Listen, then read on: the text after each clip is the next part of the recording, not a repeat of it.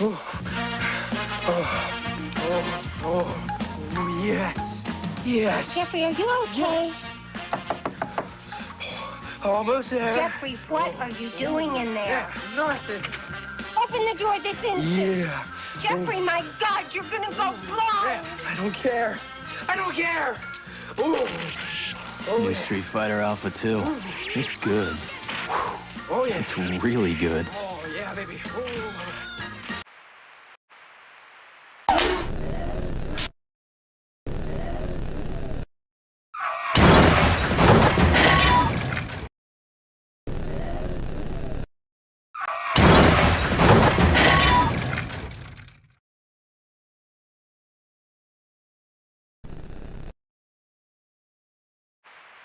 Eat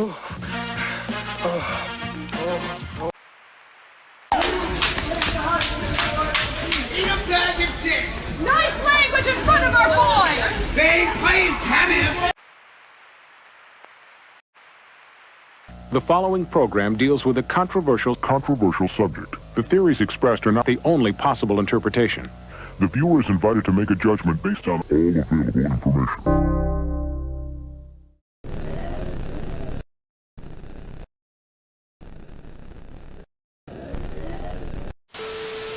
Real fucking high on drugs.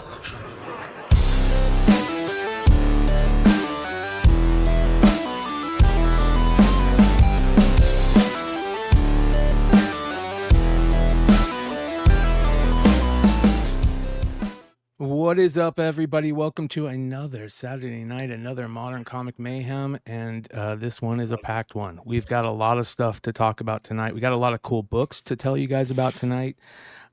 Starting off with a very special, well, I think the last few weeks we've started off Modern Comic Mayhem with Drama Alert because of this guy right here, and that is Dan Quintana. And Quintana. Nope, Quintana, right? Quintana. Yeah, it's Quintana. Dan Quintana. Yep. Them Americans gonna tell me how to say our own fucking names. We asked him. He said it's Quinn. I think he said it's Quinn in America, and then outside of America it's Quintana. But in America it's Quintana or something like that, something along those lines. But I know that he basically said say Quintana. See, come on. I know. I gotta find out those real ways. Now you gotta learn how to say Coolot. I hate people that say names wrong without asking. So I don't want to be that person all the time, you know. But tell us a little bit about this book, James and Sean, because you guys are. This is the book that you're doing together, right? Yeah. I'll go first. Yeah, so James had the idea, like, hey, let's do a berserker called Quintana. And he agreed to do it, and it just kind of coincided with the exact time that Amazing Con was happening. So we said, why don't we make it an Amazing Con drop? And originally he wasn't going to be at Amazing Con. Yeah, you know, and we said, well, we'll just go there and we'll drop it at the con anyways. And then all of a sudden the stars aligned, and now he's going to be there. Our booth is like going to be right next to where he's setting up. So we're super excited. I think the cover came out great, like, you know, his stuff always does. And we're going to do, primarily it's going to be available at the convention. We're trying to do like a legit con exclusive, so it's not on any websites. It's not. I back that so hard, dude. I'm over fucking the pre-order before it ever drops, and like make it a con exclusive, man. Yeah, so it's like you show up Friday at 5 when the con opens, and we're gonna put out a few hundred, you know, that day, one per person kind of thing. The Saturday we're gonna put out some more, and then we might do some smaller drops on eBay Live and whatnot on Saturday night. So, but not like big, giant, massive drops, just kind of, you know, I think we decided to do like 100, you know, he's going to do 100 on eBay. I'm going to do 100 on whatnot. He's going to do 100 on whatnot. I'm going to do 100 on eBay Live. So you're going to have a lot of people there for that book. That's for sure. Yeah. But primarily it's, you know, we wanted to go, like you said, you know, old school, like this is a con drop. It's, you got to be at this con to get this book. Nice. And I think that makes it more exciting. And now that he's going to be there, I mean, you can buy the book and it's going to be a foil.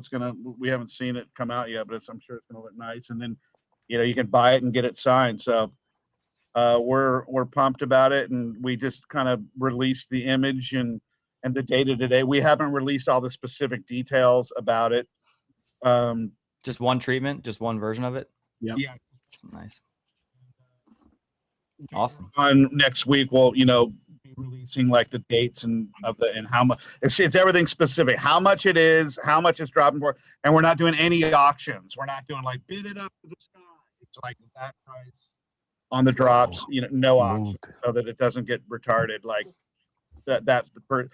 He who shall be go unnamed his last drop. Right, James? Yep.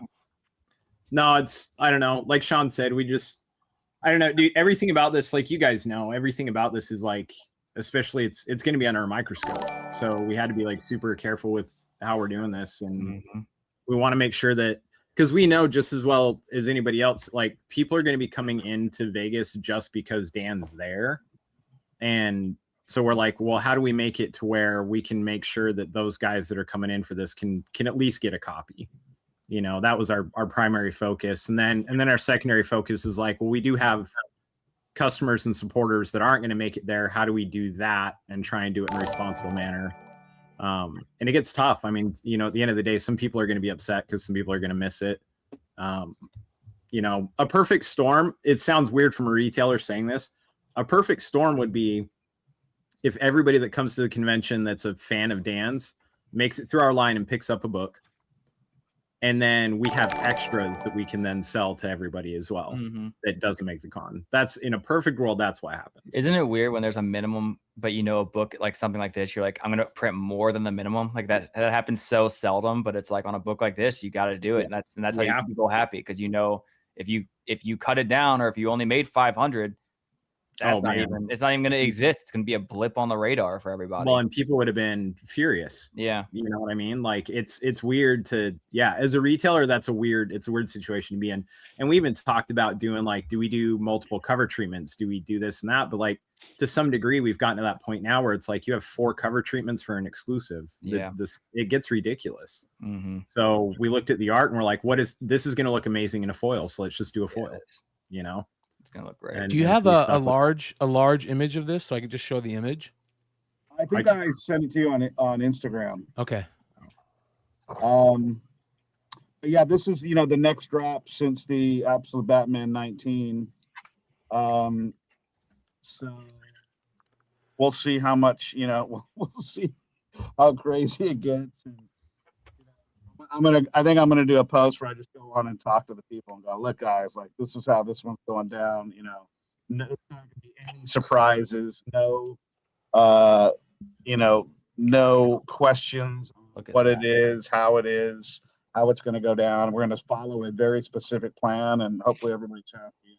It'll be great because we're gonna be there. We're gonna be there selling the book like right next to him, and he's gonna be signing for like lots of hours. And now he's changed his sig up. He's going back to the paint pen, so he can bust out a lot of sigs. And we're like, they're limiting the amount of signatures you can do, but you can get back in line, if you want more sigs. So yeah, I think it's going to work out way better. We met with him last week out here in LA, and went on a different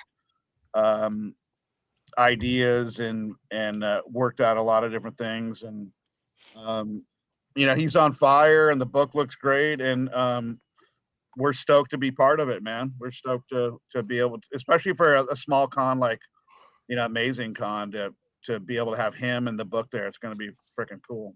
Yeah.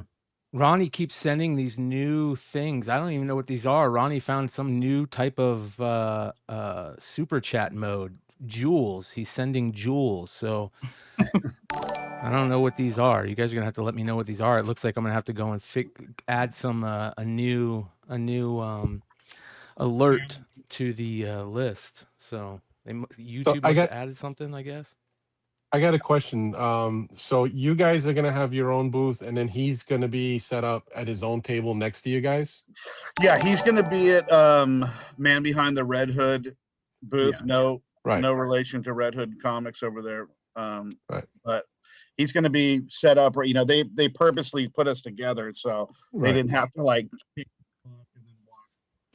half across the country. So they're strategically matching everyone together. And then they've got someone, I don't know who the facilitator is, but there's going to be a CGC facilitator there too. And so basically they're running the show on how the signing is going and you guys are just selling the book, right? Yeah, they're going to be, you know, I imagine there'll be a line for, you know, for you buy guys the book, and then line for him. for them to, right. to sign too. If you don't, we're wondering who we're going to shit on when it doesn't work out. Is it going to be you, James, or Davis, or Quinn? Hey, it's been a long time since somebody shit on me, so I'll take it if something goes wrong. You guys all right, so we'll start with Hive, and we'll work. Yeah. Eventually, we gotta get Davis because it's been a while before we shit on him. No. I don't think anybody's ever shit on Hell Destroyer. So you know, so we'll start with Hive, Davis, then Hell Destroyer, and then Quintana. So I don't agree to that. We just want to get it worked out now, so we know what next week's episode is gonna be. We voted Davis. No, I mean, we did the. Yo, you're first. Why are you pushing for this? You come first in this lineup. Well, he volunteered. That's what I'm saying. I'm out. I bow out. We released the Absolute Batman 10. We did the Batman 1 and then the Absolute Batman 16 without a hitch. But of course, that was before he went thermonuclear. So yeah, it's a little different now.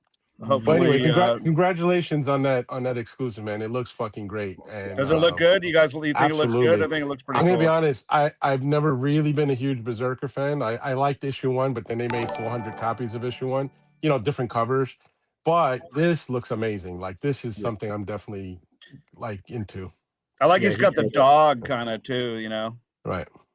Put the dog element in there a little bit with the skull and I like the tones that Quintana uses when he goes dark, and it does, it's not really black and white, like there's a hint of color like in there, and sepia, it kind of just right. And he just amazing, and again it's congratulations, so that's awesome. I'm sure you guys are gonna shout out to the first person in chat that knows why I know the term sepia. Sepia tones, isn't it sepia? Yeah, whatever. I think technically. But yeah, I'm just, you know, this is James and I collaborating on it, and I don't do booths hardly at all. Like I don't think I've ever done a booth before. We're like, okay, we're doing a booth, so you know, I don't like being stuck at a booth. I like to run around and, you know, create havoc and buy stuff. So it'll be the first time I'm here manning a booth, but I'm bringing the Hell Destroyer army with me, and I think Vegas is actually going to be pretty cool, man. Like I know tons of people that are coming to this, so I don't know, you know, I know Denver is a bigger show, but all the homies are coming out to this. Davis, I remember the one like 3 or 4 years ago when there was a lot of people out at the Amazing Comics when Whatnot, the Ninja Funk days and the Whatnot days when everything was just fucking crazy, and if there was a convention, Whatnot, people were going to it. Yeah, that was cool. Are you going or no? No, I don't love Vegas. I didn't have a great time at Amazing Con. It was fine, but like, you know, I feel like I'm probably good. Who knows though? It's also a few hour drive, so maybe I'm a gambler, so like, you know, a casino and a comic convention in the same spot. I mean, for me, it doesn't get any better. And a Quintana book, hell yeah. Yeah, I'll handle the cash from the booth sales then. I just got back from the casino just now. Did you? Thanks for having us on and being able to share the information with everybody, and hopefully it does well. And we'll roll on to the next Quintana book for San Diego. You know, there's a lot. There's going to be Quintana like madness at San Diego. We have all kinds of stuff happening. We're doing the Tuesday party again at the same location, and Thursday we're having an original art expo at that same location it's like a comic art event, and Quintana is going to be one of the guys there, and there'll be more on that later. But I know he's going to have a big presence in like 3 or 4 books in San Diego, I think. That'll be dope, dude. It's coming quick, right around the corner, a couple weeks away. Yeah. So I think I'm 50-50 if I'm going to go. I don't know. We'll what? See. Yeah. I'm trying to talk him into it. Don't worry about it. What do we got to do? We got to get you a place to stay. What do we got? Yeah, I definitely need a place to stay for sure. That would definitely be it. And I'm going to be in Vegas next week, man. Oh, look at that! You getting married? No. Oh. Oh, okay. I already did that. Yeah. Do it again. Shout out to Ronnie with the $10 super chat. He says, "Mama, mama." What else is going on at that show? Who else is supposed to be there? In Vegas or which one? Vegas. Yeah. Well, Snyder. Yeah. Is going to be there, so there's going to be a lot of absolute Batman Quintana double sign action going on. I think Ariel Diaz. I saw. I'm not sure. Who's going to bed? Yeah, I know, right? Yes, someone's going to sleep. It's nighttime. But I'm just excited because lots of the homies are going to be there, so I expect some shenanigans. Scott Snyder, Tom King, Kirkham. Kirkham's going to be there. Yeah, Clayman, Dan Quintana, Ariel Diaz, Tone Rodriguez. Yeah, it's not bad. That's not too shabby. No, that'd be a good one. Yeah, that'd be a good one. I mean, I got my Quintana alone. Those are two smart. Whatever they did to get them there, those are two people that are going to add a lot of. Oh yeah, a lot of new. You can thank Rob from Man Behind the Red Hood for getting Quintana. For getting Quintana. A lot of people in Vegas can Quintana. thank him for that. Yeah, Rob for that. He was the catalyst behind that whole thing. So that's cool. Very much appreciate. We were going there with the book anyways, and like, oh, now Quintana's going to be sitting right next to him. That worked out. It worked out perfect. The comic gods have shined brightly on us this day. Well, it's not like Quintana has a lot of books. A lot of people just want something of his to have. It's not like you can go back issue diving and find all these Quintana books.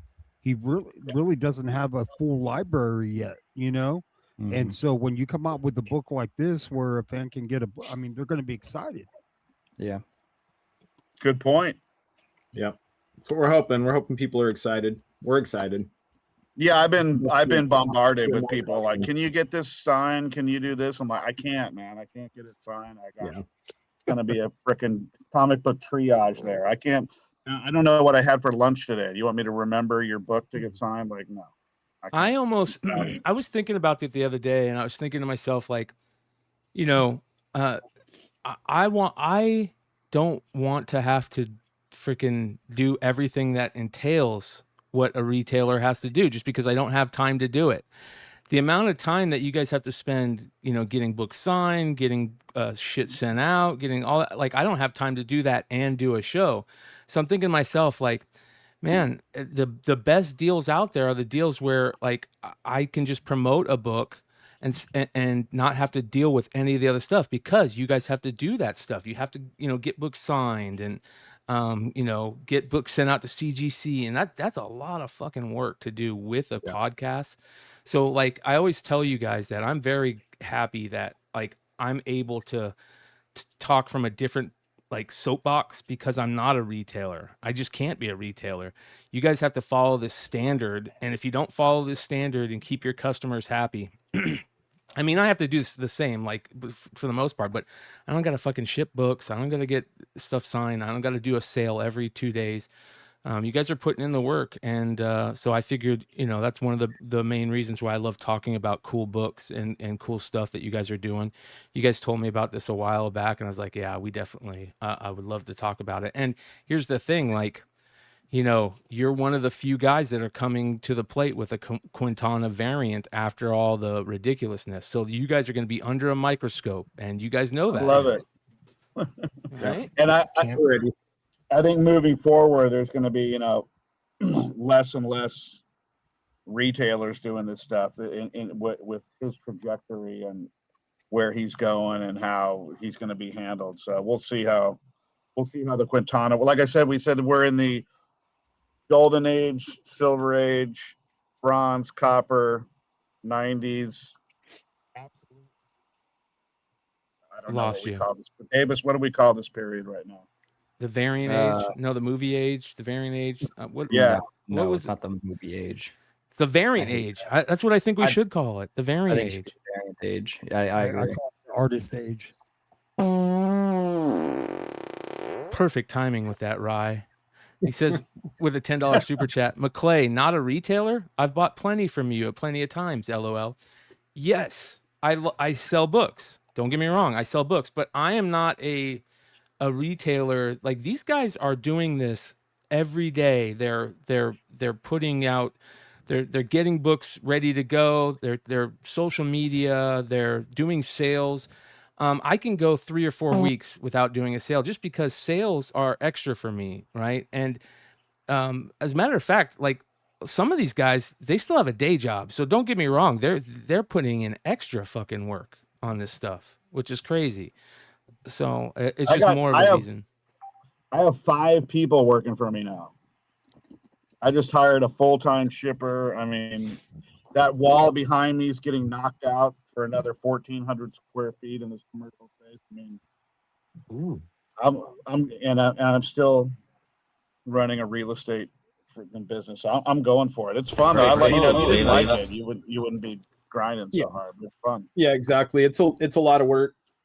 And yeah, if you don't enjoy comics, I think you see a lot of guys burn out from this industry. A lot of retailers burn out, and it's usually the ones that like really just they're not in it because they like comics. They're in it because they think they can make easy money.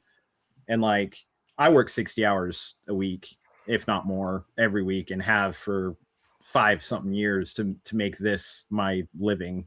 And it's, you know, and it's feast or famine. Sometimes you have, you know, really good years or really good months, and then you have other months where it's just, you know, it doesn't go great. So it can be rough, but you know, you build a good customer base, you treat your people right, and you can do it. You can make a thing out of it.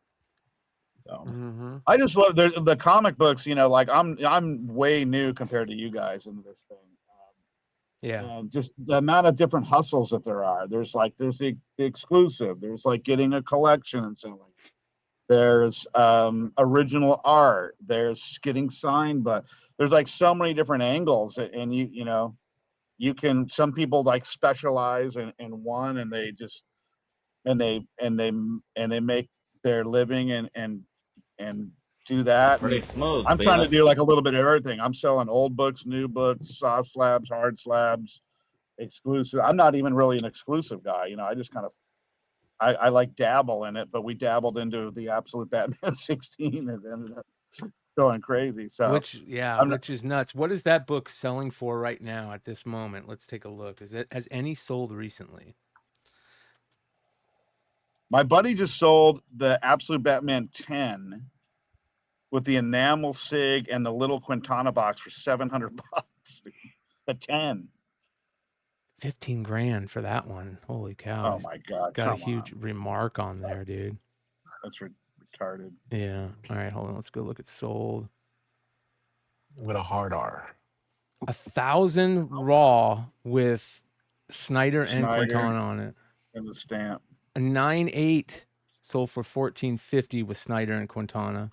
That's a JSA. That's a JSA 982. Which, you know what? I don't care anymore. Yeah, I think we're starting to see the difference come think down. It's cool. But I kind of like the black strip up top. Yeah, I agree. I remember, you know, I had a short box of the Absolute Batman 10s. I was just begging people on Whatnot to buy them for $25. Like, oh fuck yeah, we sold another one. So, but like I said, I'm new, and I enjoy the game. I'm completely out of the music business. Like, my bands hate me because I'm like no recording anywhere. It's like, you fucking left us. I'm like, I got new friends now.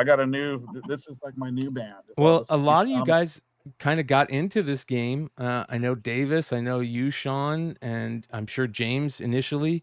Kind of like you guys were just doing it because you enjoyed comics and you got into comic books. You know, I didn't want to do the exclusive game. I was very early on Whatnot, selling vintage stuff and only selling vintage stuff really, and flipping collections and stuff like that. And then got talked into driving down to San Diego, which I'd never even been to before. And I got there and I was just like, what is happening here? Like, that was the year of the Whatnot publishing debut and all that kind of stuff. And it was just a fucking madhouse. And I was like, all right, this is kind of fun. Like there was like a certain like energy around it. You know what I mean? Like say what you will about that era of whatnot and selling and all that kind of stuff, but there was definitely a buzz that was infectious, and that's why I was like, fuck, I guess I'm flying to C2E2 and all these other places. You know what I mean? And yeah, like being on tour.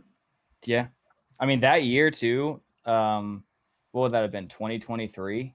Because there was like a window where it was, I think, every other week. I remember it was San Diego first because it was a weird year. I think C2E2 was after San Diego, and it was pretty much like every single. Would it have been 2023, or was that 2020? That was 2022, I think. Oh yeah, so it was San Diego, and then the next week after that was Terrificon. The week after that was C2E2. 2 weeks after that was Emerald City. Which C2E2 was that? Was that the acetate gate C2E2? Yeah.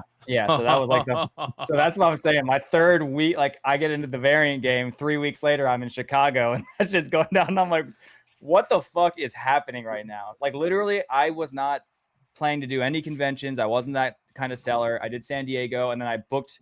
I got home on Sunday, and I have my calendar up. Got home Sunday from San Diego. Wednesday, I flew to New York to go to Terrificon. Got home Sunday. Thursday, I flew to Chicago. 1 week off, and then Emerald City. The week after that was Fan Expo Toronto. And then 3 weeks after that was WonderCon. 3 weeks after that was New York. So that was such a 1, 2, 3, 4, 5, 6, 7 conventions between late July and early October. Ridiculous. So cool. I love it. Yeah, like that was a weird year because I think the only convention that had really happened before that pocket was MegaCon, and there was like a huge gap. I don't know why C2E2 was after San Diego, but yeah, that was a weird, crazy year. I remember the acetate thing. I was like 10 people back in that line, and I was just like, "What the fuck is happening right now?" I didn't buy that many copies. I did not buy many. My hands were clean. All right. Well, the advent of the whatnot, eBay Live is just, for me, it was the whole fun factor. I like to make jokes and act like an asshole on live stage and stuff. Anyway, so it was like another outlet. Oh shit, I can tell a bunch of bad jokes and hold up comic books. So it was bring on some hot chicks. It's fun. Yeah, Sean's always got the hot chicks selling books for him. What did you think? If only I was sleeping with them, it would be so much better. Man. Hey, well, real quick, what did you think about this? Where is it? Did you see the Motley Monroe Comics Elite thing? Oh, I'm wearing the hat, huh? Let me find that. Hold on. She's Sean, if you're watching, do you not have that on your site anymore? Where is it? Oh, there it is. Okay, hold on. Should I cosplay cover or something for him? Yeah. Not for me, but she's for Comics Elite. And I met her through Sean. I'd never heard of her, and she was at a couple of events Sean is. And of course, I met her through Baby Chaos actually. And you kind of utilize I shouldn't say utilize, you've become friends with some of these cosplayers. And I remember seeing them help a lot of treatments. Oh yeah, look at all these, bro. Jesus. Yeah. So. Yeah, she there was some like one of the best cosplay. Hey, slow down, Brian. Yeah, no, you're gonna get the live stream in trouble. Mm-hmm. No, she no nude. None of those were nude. YouTube and Google, and none of those were nude. They were all comic books. Funny story on it was like it was like her and Rachie and some other girls, all three of them, and she was in the middle in the Miss Marvel black onesie with the the yellow lightning bolt or whatever in the middle, and it was like a really good picture. And I think I typed in like, can I sign up to be slave boy or something like something in the chat, and then she like direct messaged me like, hey, what's going on? I want to talk to you. I'm like, oh, here we go, like sign up for my OnlyFans. I thought she was like trying to solicit me. So I was like, no, I'm really into comic books. Can I call you and talk to you about comic books? I'm like, yeah, sure. So then we started talking, and she's just super cool chick, totally It's like all Baby Chaos and and Hella Havoc. The girl they absolutely love comic books. Bro, I Makes it had so cool. I got to tell you right now, bro, I had so much fun with Crystal at MegaCon. Like that was my first time hanging out with her like a bunch. She's a fucking cool chick. She's a down really cool chick, and I was really stoked to become friends with her. She seems like really cool chick, and she's really into comics. Like she was all over the con that whole time. It's not like she's just in here trying to. She worked her ass off. Yeah. The Motley Monroe, the Star Wars one that she just did was pretty dope too. The did you see that one, the Princess Leia? Yeah, they're right here. Yeah, Brian was fly. What? Stay right there. Don't move. These are not nude. This is not That's nude. perfect. She is wearing underwear. Mama! YouTube. Yeah. She is Mama, wearing overload. underwear. There are no Overload. nipples, no nothing. So Yeah. Goodness. I mean, Nipples somewhere, but yeah. She's really Motley is like super going for it. She wants to go to every con and she loves comics and she's like wants to like super high level cosplay. So good for her. And she's a nice person. Real That's quick, how I love my women embossed. Yeah. real quick, I want to. I do want to give a In shout leather out. too. I do want to give a shout out to Comics Elite real quick, and this is for how many people we got in the chat? We got 172 people watching right now. Here's some cornbread for you guys. This is only available to you who are in the live chat right now. There's only 50 copies available. They sold these today, but they only sold them during their Whatnot sale, and their Whatnot sale is done, I believe. So there's only 50 copies available at this point, and it's for you guys in the live chat. So you got to be quick. Here's the link. I'm going to put the link. You guys can use the code BEYOND10 to get 15% off tonight. Otherwise, it's 10% off, and that's the whole webpage. You can get 15% off this issue if you use Beyond 10, and then you can get, I believe, 10% off the rest of the website. And at the same time, 10% comes back to Beyond Wednesdays, which is really cool, which really helps us out it's great cover. immensely. Yeah. And this is Shikarii. It's limited to 380 total copies. Absolutely beautiful. This is the black gold variant. They also did a white variant without the gold, I believe. So, but this is absolutely gorgeous. And there's only 50 available right now to you guys in the live chat. So I'm going to go ahead and pin that. That'll be available until it's gone. But big shout out to Comics Elite for listen. I'm a big fan of Joe Benita's Lady Mechanika, and I'm down for any Lady Mechanika comics that come out. And this is a new series, the Mechanical Menagerie #1. He also has a really cool Sora Sung cover, and I want to shout out Sora Sung. She's another really cool chick, and I want to her and her boyfriend or husband, I'm not sure, one of the two. I think his name's Brett. Really cool dude. They hung out at MegaCon too, and I'm gonna do everything I can to get her on the channel. So only 41 left. There we go. Sean says 41 left. So there you go, you guys. Go check them out. The link is in the chat. San Diego is coming up. What is your plan for San Diego, Sean and Haya and James? Wow. Okay, so we have the we're like right in front of Trinity over there, and we have a full like 4 tables. So Night of Comics is taking the one side, Yeah, and he's going to have a billion exclusives, including I think like maybe 2 Quintana books there. shout out to The Night of other Comics. side I is- also met him at your event in MegaCon. Good dude. Yeah, good dude. Yeah, good dude. He's like another guy that's just hard charging. He loves the game, and he puts out like great looking hot chick books. And then the other side is we're doing kind of a share with the guys from Cuckoo, the new, Whatnot kind of app that's coming out. So there's gonna be a lot of Cuckoo talk coming up in the future. Killer. Wait do you see this app in action? Like they got so many cool features on this thing coming up. How do you spell? What is it? Is it this? Which one? It's CUKOO. CUKOO. Okay. But when you go in the App Store, like if you're, I don't know how it is for Apple to find the app, but if you're on Android, they automatically like correct it, and then you gotta go. You have to look at the little blue stuff, and it says your fucking mic, bro. Crazy. Yeah, I know. Oh, sorry. It says search how you typed it. It auto corrects it, and you're like, I can't find the app. There it is. Yeah. So this is supposed to be some new live selling app that I've heard from a couple of people now that's getting ready to come out, and it just goes. Look at that! They're even using comics on their front page. Is it only comics, Sean? It's all There's only comics. Only comics.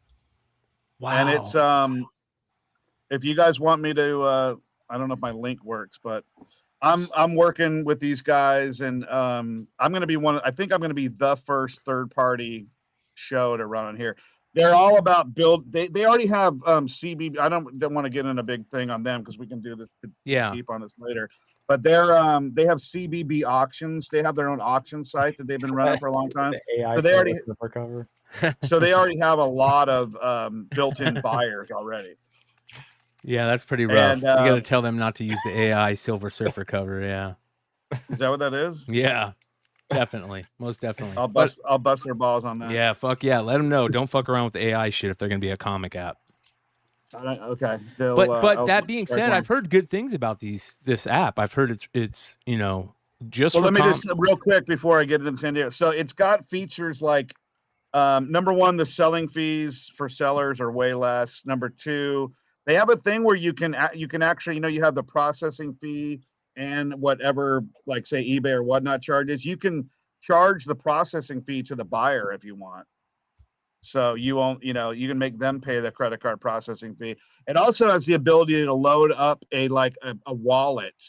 A lot of dudes out there like, I can't buy that book because I don't want my girlfriend to find out when it hits the credit card. Well, you can load up like a wallet too, where you got your own funds in there for anonymous purchases. And then it's got this other rollout they're doing. It's going to have these games in it where it's like a built-in wheel, a freaking coin toss. If you want to argue over a price with a buyer, it'll flip a coin on the screen, a blackjack hand, and I think a rock, paper, scissors. So they got these built-in games, and they're all about, building like more buyers, and they're going to be real selective, bring on the sellers. But anyways, they're taking the booth, and then one of those tables we're going to have our artists rotating in there, and that's Dorman and Suspiria and several others that are on our roster, and there's going to be another Quintana book that we're going to be dropping there. So there's going to be at that spot. There's going to be I think 3 Quintana books dropping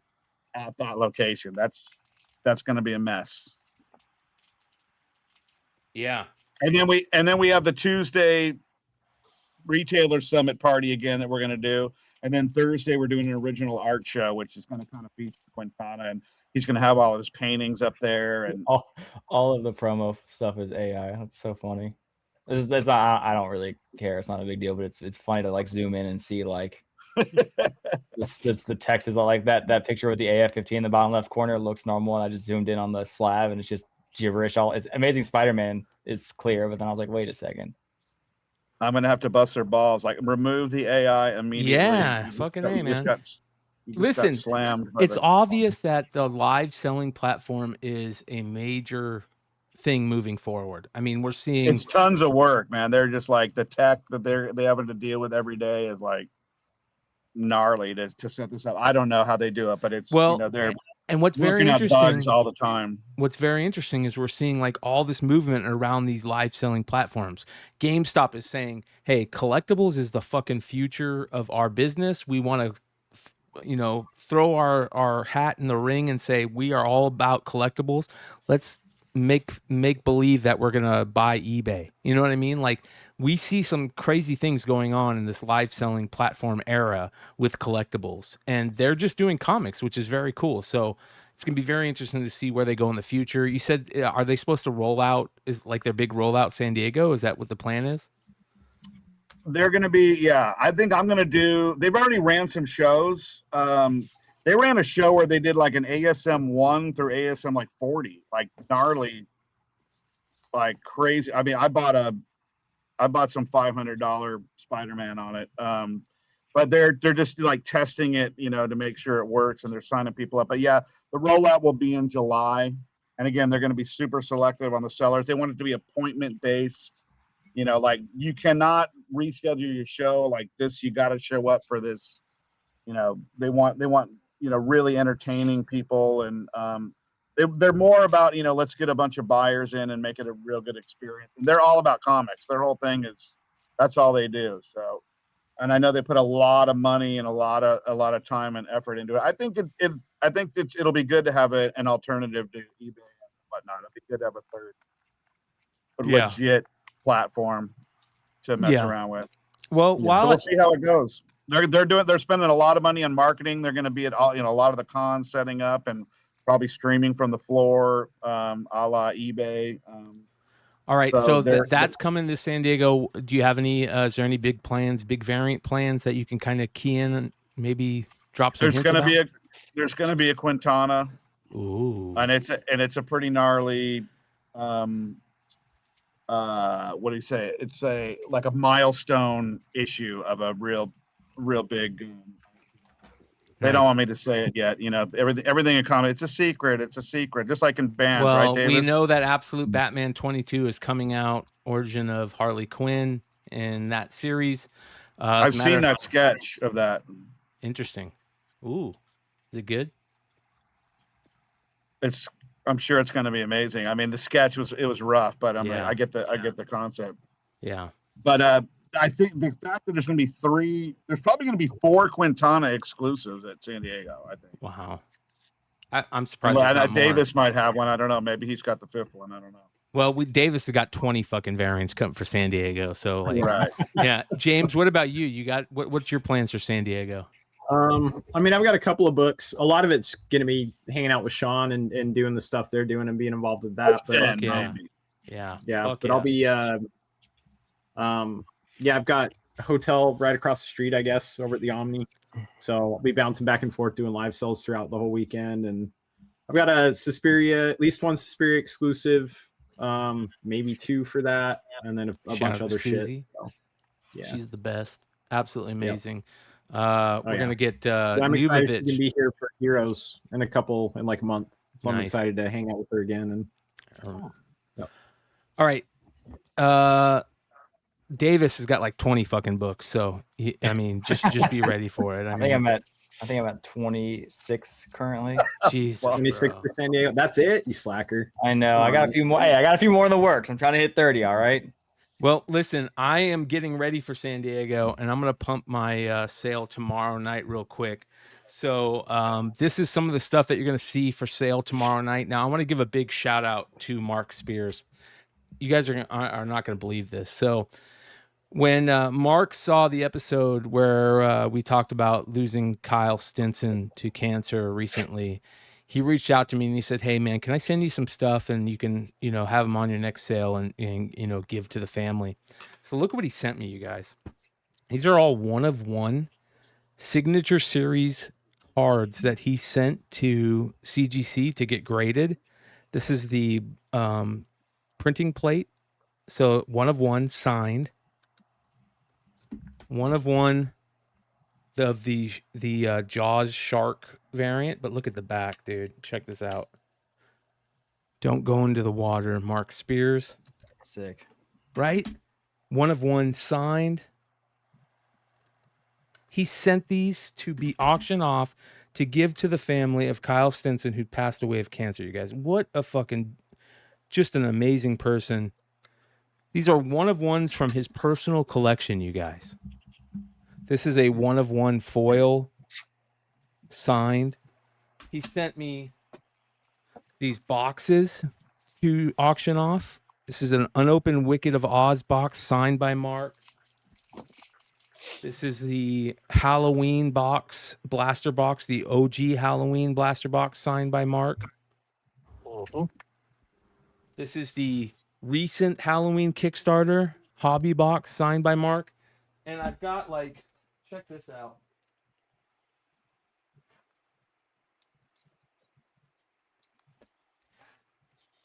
Signed Mark books. These are the sweater variants. Mm. All Yellow sweater sweaters. variants. These will all be available, you guys. Mm-hmm. So I'm getting ready for San Diego like I always do. I start having my live sales. So if you guys want to come Sunday nights from now on up until San Diego, beautiful glow in the dark, we'll be having the live sales. And it's not just Mark stuff, right? Shout out to Mark, who is an amazing person, and we love him immensely for doing that. But we also have these. These are Monstrous #1 and #2, signed at San Diego 2016. They're signed and sketched by Sana Takata and Marjorie Liu. So those will be available. Nice. Dork foil signed by Brett Bean. Shout out to Tom, who gave me this at MegaCon, and then I went and saw Brett Bean with Anthony from Bird City and had him sign it. So that'll be available. Some beautiful Kari Andrews books that I had signed at the Hell Destroyer More Great Art event. Shout out to Kari. We really got to get Kari on the show. He's one of the coolest creators I've met. Like I almost ran into him running to grab the bottle of Jameson at the live podcast. And I'm like, oh, sorry, bro. And he's like, hey, how you doing, man? I'm like, oh, Kari Andrews. He's like, yeah, Brian, be on Wednesdays. And I'm like, holy shit, you watch the show? He's like, yeah, bro. So that was super cool. So those will be available. John Tyler Christopher. I'll have a bunch of John Tyler Christopher stuff available. This is the Punisher. Shout out to Taylor over at I know him by Mello. For Prez. Yeah, Mello for Prez. What's his new comic? Counterpoint Comics, I think is that what it is? I can't remember. I apologize, bro. Yeah. I'm stoned. And this is a beautiful Witchblade rare JTC variant. This was the variant for the first negative space variant. You could only get these on Top Cow's website back in the day, and it is signed. Look at these. Jenny Frizen. Limited to 200. You can only get these out of a comic book company out of India. Devi Witchblade. Wow. There's the two variants. They're both limited to 200. They're both signed. Those will be available. And so will this. Look at that. So those and much more will be available Sunday. But that's what I'm going to be doing over the next couple weeks. And that's why I love these live selling platforms, is because even if you're not a retailer, we're seeing this new group of retailer kind of pop up that, you know, are pretty heavy on the live selling platforms, which is great. But just for the regular person like me, yeah, I fund my San Diego, my New York, and my MegaCon every year now through the live selling platforms. It's amazing. Yeah, it's cool for the hobbyists. Sell your Absolute Batman 16 and you got the whole trip paid for, dude. Bro, that's a great point. I do have an Absolute Batman 16 signed Quintana, thanks to Sean. Where'd you get that from? I got it from you, bro. He called me up and he said, hey, man, I got a book for you. And I said, is it Absolute Batman 16? He goes, yeah. And it showed up fucking signed, too. So shout out to him. Appreciate that, bro. That was just so I could bribe you so I could come on the show every so often. Right? You know? I know. And you guys want to know the best part about it? He doesn't know this, but he has the link every week. I added Sean to the Google group, and he just doesn't know it. He can come on every week if he wants to. Yeah. All right. What else do we want to talk about tonight? Oh, I want to remind everybody again, if you guys want it, it's still available. There was only 50 of these available for the live viewers tonight. There was only 380 a limited number available of 380. And then the last 50 are available to you guys right now. You guys can find the link. It's pinned above. I don't know how many are left. Sean, if you're still in the chat, let us know how many are left. But the link is pinned above if you guys want it. Use the code BEYOND10 to get 15% off tonight. And it usually gets you 10% off the entire website. So if there's anything you want at Comics Elite, do that. We've got more books coming in a second, or in a couple minutes, that we're going to show you tonight that are going to be available. There are 178 people watching right now. Stick around. We got another variant we're going to give you guys a deal on coming up. So I think Eggplant in the chat just claimed your Absolute Batman 16, dude. He just claimed it.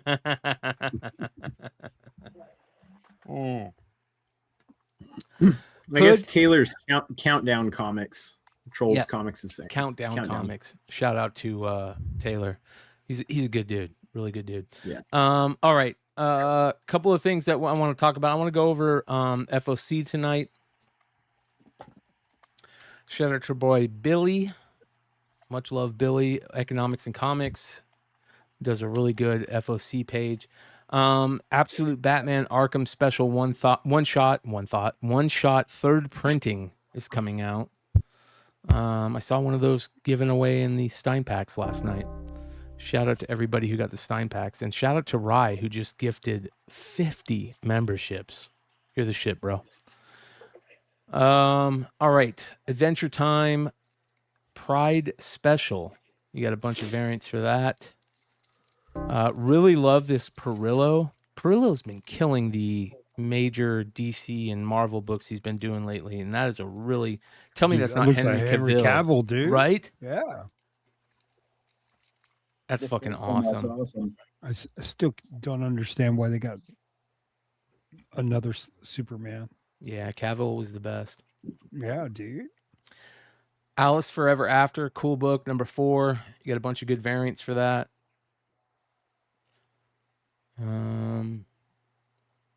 Let's see here. Have you guys? Well, we'll get into that in Drama Alert here in a second. Gargoyle of Gotham, number 4. I really love this variant right here. Tobias Old school. Dan Old school. Luz. Yeah, that's cool. Let's get rid of that. Ben 10. Nick Barucci came on the show on Wednesday, and Ben 10 sold out at almost every comic shop that was on the show.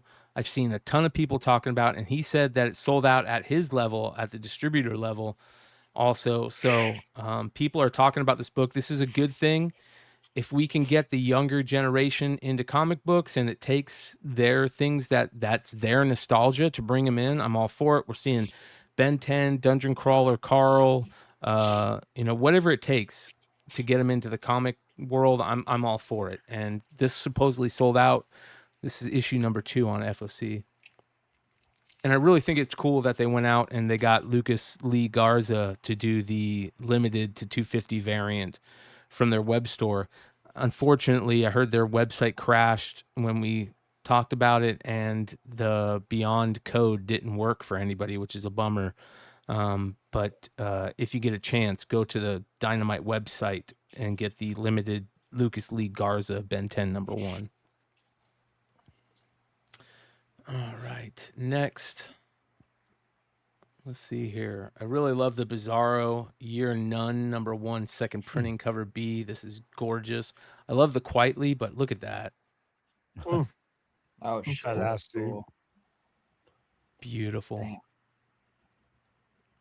That's funny. It's supposed to. That's one of the things that makes a circle, and he's got a square on the paper. You see that? But it's called a square, isn't it? Is it called a No. square? No. Okay. Black Cat number 1. Number 11. Sorry, number 11. Here's your J. Scott Campbell. Holy. Meow. Yeah. Meow. He's wearing that T-shirt. I think they're doing a 1 in 100 of that, and that is surely going to be expensive. Yeah. She is expensive. That's great. And there's a lot of good covers for this. Compass. Thank you. I like this Film Noto variant for it. Oh, yeah. Wow.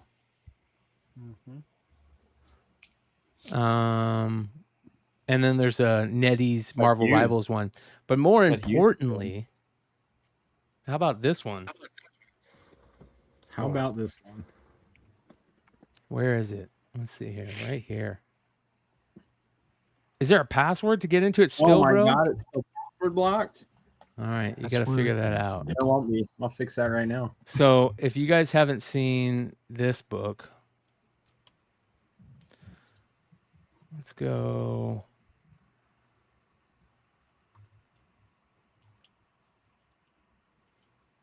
Cat number 11. What's going on, cover price?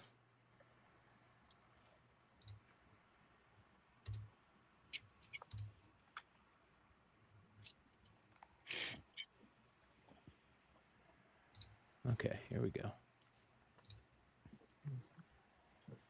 Black Cat number 11.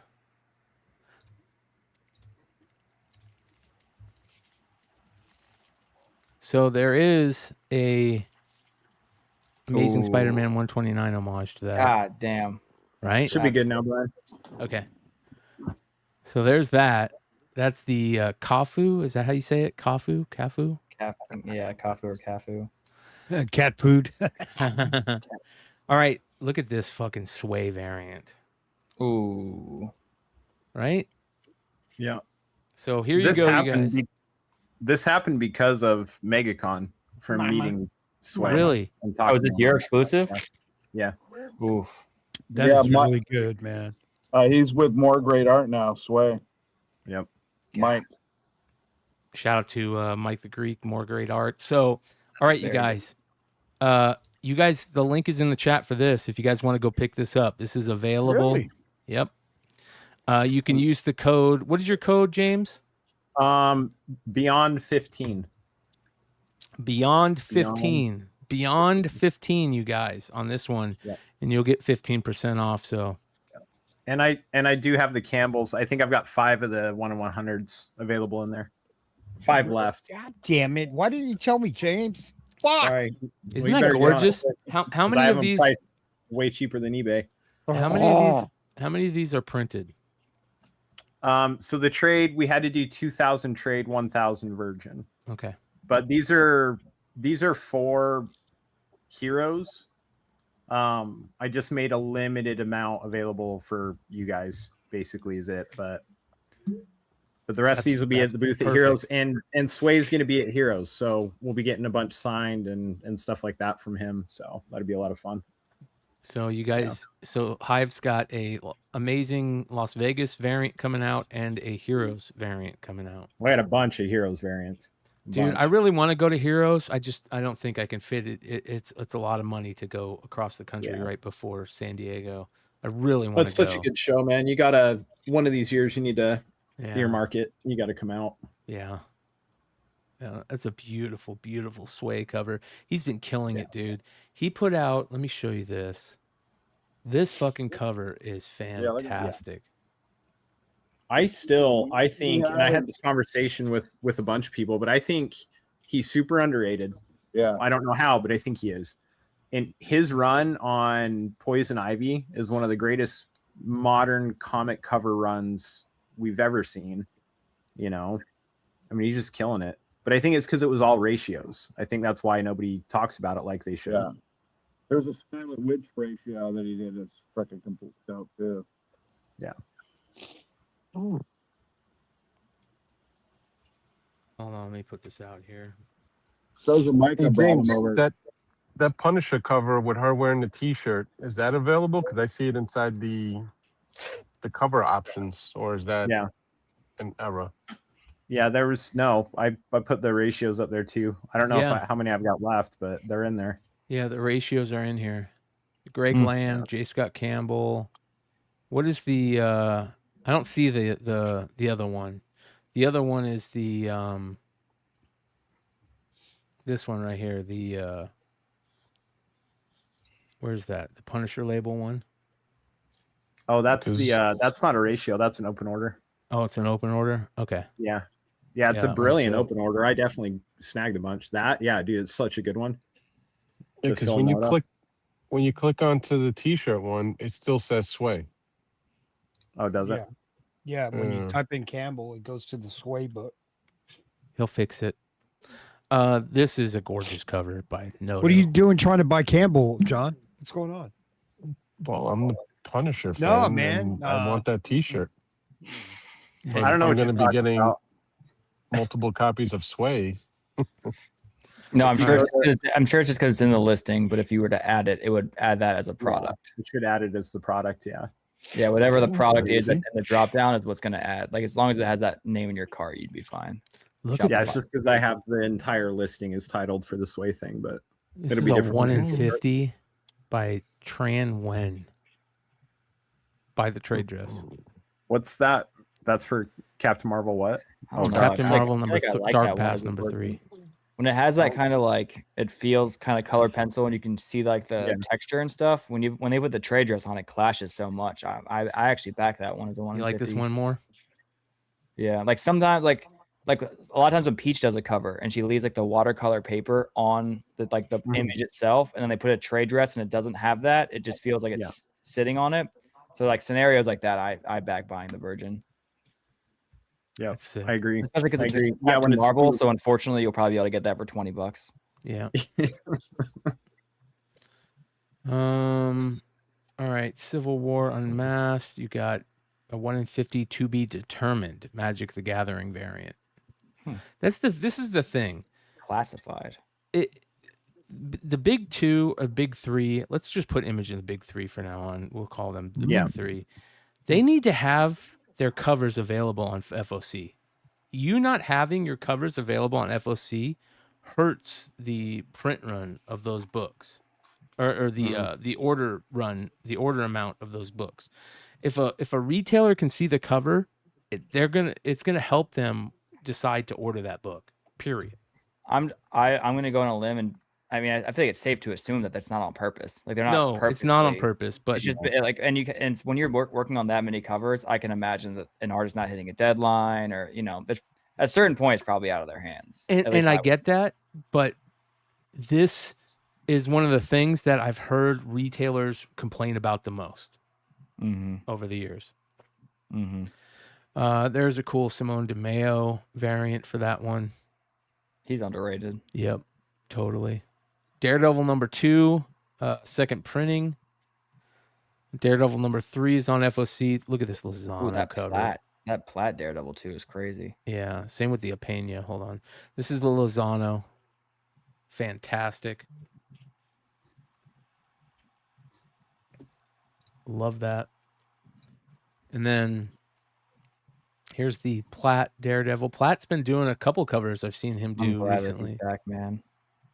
Yeah, hopefully he stays around for a while. I mean, I think he will. Doesn't seem like he's going anywhere. Here's the Opena. So Opena's fire. I've heard this series is good. I've heard that Stephanie too. Hans, she's killing it on social media too. Yeah. Shout out to Stephanie Phillips. So that's Stephanie Phillips. They're doing the Marvel Television version of the Punisher one. Of the. You guys see the finale? No, I haven't yet. I heard it was amazing. Great. It's very good. It was good. Yeah. No spoilers. No, I saw it. Oh. This is an interesting cover. I kind of like that. I do too. Yeah, it's cool. Different. Sonic crossover with Wonder Woman, the Rico variant. I could see that being something that the secondary market want to grab. Well, I like that other one. This is very interesting. The variants for Deadman number 1.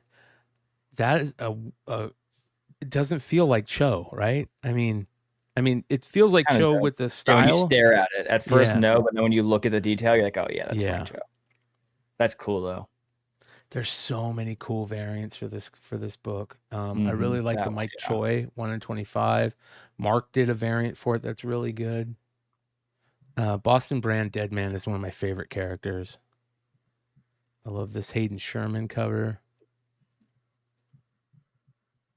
I hope this series is good. Yeah. I don't really know much about Deadman. Never read any Deadman or anything. Cool character, basically like a former stuntman. That almost kind of like Dick Grayson's storyline, but former stuntman that kind of is stuck in the realm in between death and heaven. You know what I mean? Purgatory kind of. Yeah. So it says, Deadman enters the next level. In the millisecond following his murder, the soul of shifty circus aerialist Boston Brand was commandeered by the goddess Rama Kushna, who deputized the erstwhile performer's ghost with the sacred spectral assignment, the custodian of all souls. They're using all kind of words. Yeah, what the fuck? It's a little It's too comic much. books, bro. These are comic books. You can't use big Yeah. words on us. Yeah. These are picture books, man. Written by Maxwell Prince. Mike Choi did the cover. Who's doing the regular art? Martin Morazzo. I hope this is good. Please be good. We'll see. What else do we got? Devil's Due presents Mercy Sparks #1. You got Elizabeth Torque variant for that. 1 in 10. Ursula. Okay, G.I. Joe. They're doing these second printing Jason Howard Dreadnought covers, which are really dope. This is 13 second print with Buzzer. And then they got a Xandar one. The Dreadnoughts are so cool. They started a metal band. Of course they're cool. Fucking A. Bad Idea, Hank Howard, Pizza Detective. Bad Idea has a really cool book out this week on F.O.C. this week I'm going to talk about. Harley and Ivy has Hello Darkness has a Frizen cover B variant. No, I don't own the OA yet. Before anybody in the chat asks. Did you ask for it? I haven't yet. Yeah. I haven't yet. Maybe no. I like the issue that just came out today. The OA was really dope too. So I might be inquiring. There's a good Rebecca Puebla and Miguel Mercado on that one too. Jay and Silent Bob. Look at this. I wish Hood was here. Oh, did he drop out? Yeah. Oh man. Lucky the Pizza Dog. Magic the Gathering card. Look how good cover? that is. That is so fucking good. Rudy Siswanto is the name of the artist. Yeah, I love that. So they didn't have the image for that on F.O.C. until just recently too. So I'm curious how this one gets ordered. That's so good. I gotta imagine. I blindly ordered ones is also because they have to get the art in and then send it over to the Magic the Gathering people to do their thing, and they're fucking busy. So it's probably that's probably why they're late. Yeah, that makes a lot of sense actually. I love that. And then of course really they did a variant for it that isn't that good. If this is how it's gonna look, I mean, at least they put the behind it in the these panels, which is better. Is it not just a horizontal and that's just like filler background? Yeah. Is that League of Comic Geeks background? That's just because it's a wide image? No, I think that's what they're doing. I think they should have made it like a horizontal cover. Yes. Yeah. 100%. And that's the 1 in 50. They've been doing that with all the Magic the Gathering cards. It's kind of stupid. But I love how this is Jay and Silent Bob. Jay's a Future Past #1. So that makes it even better, right? Mm-hmm. Jay and Silent Bob Marvel crossover. Like, are you kidding me? Here's the 1 in 25 for that. Do you think there's any mention of nugs or weed in there? Fuck no. Fuck no. No. How can you have a Jay and Silent Bob crossover and not mention fucking nugs, bro? Yeah. I don't know if Marvel's keen on that.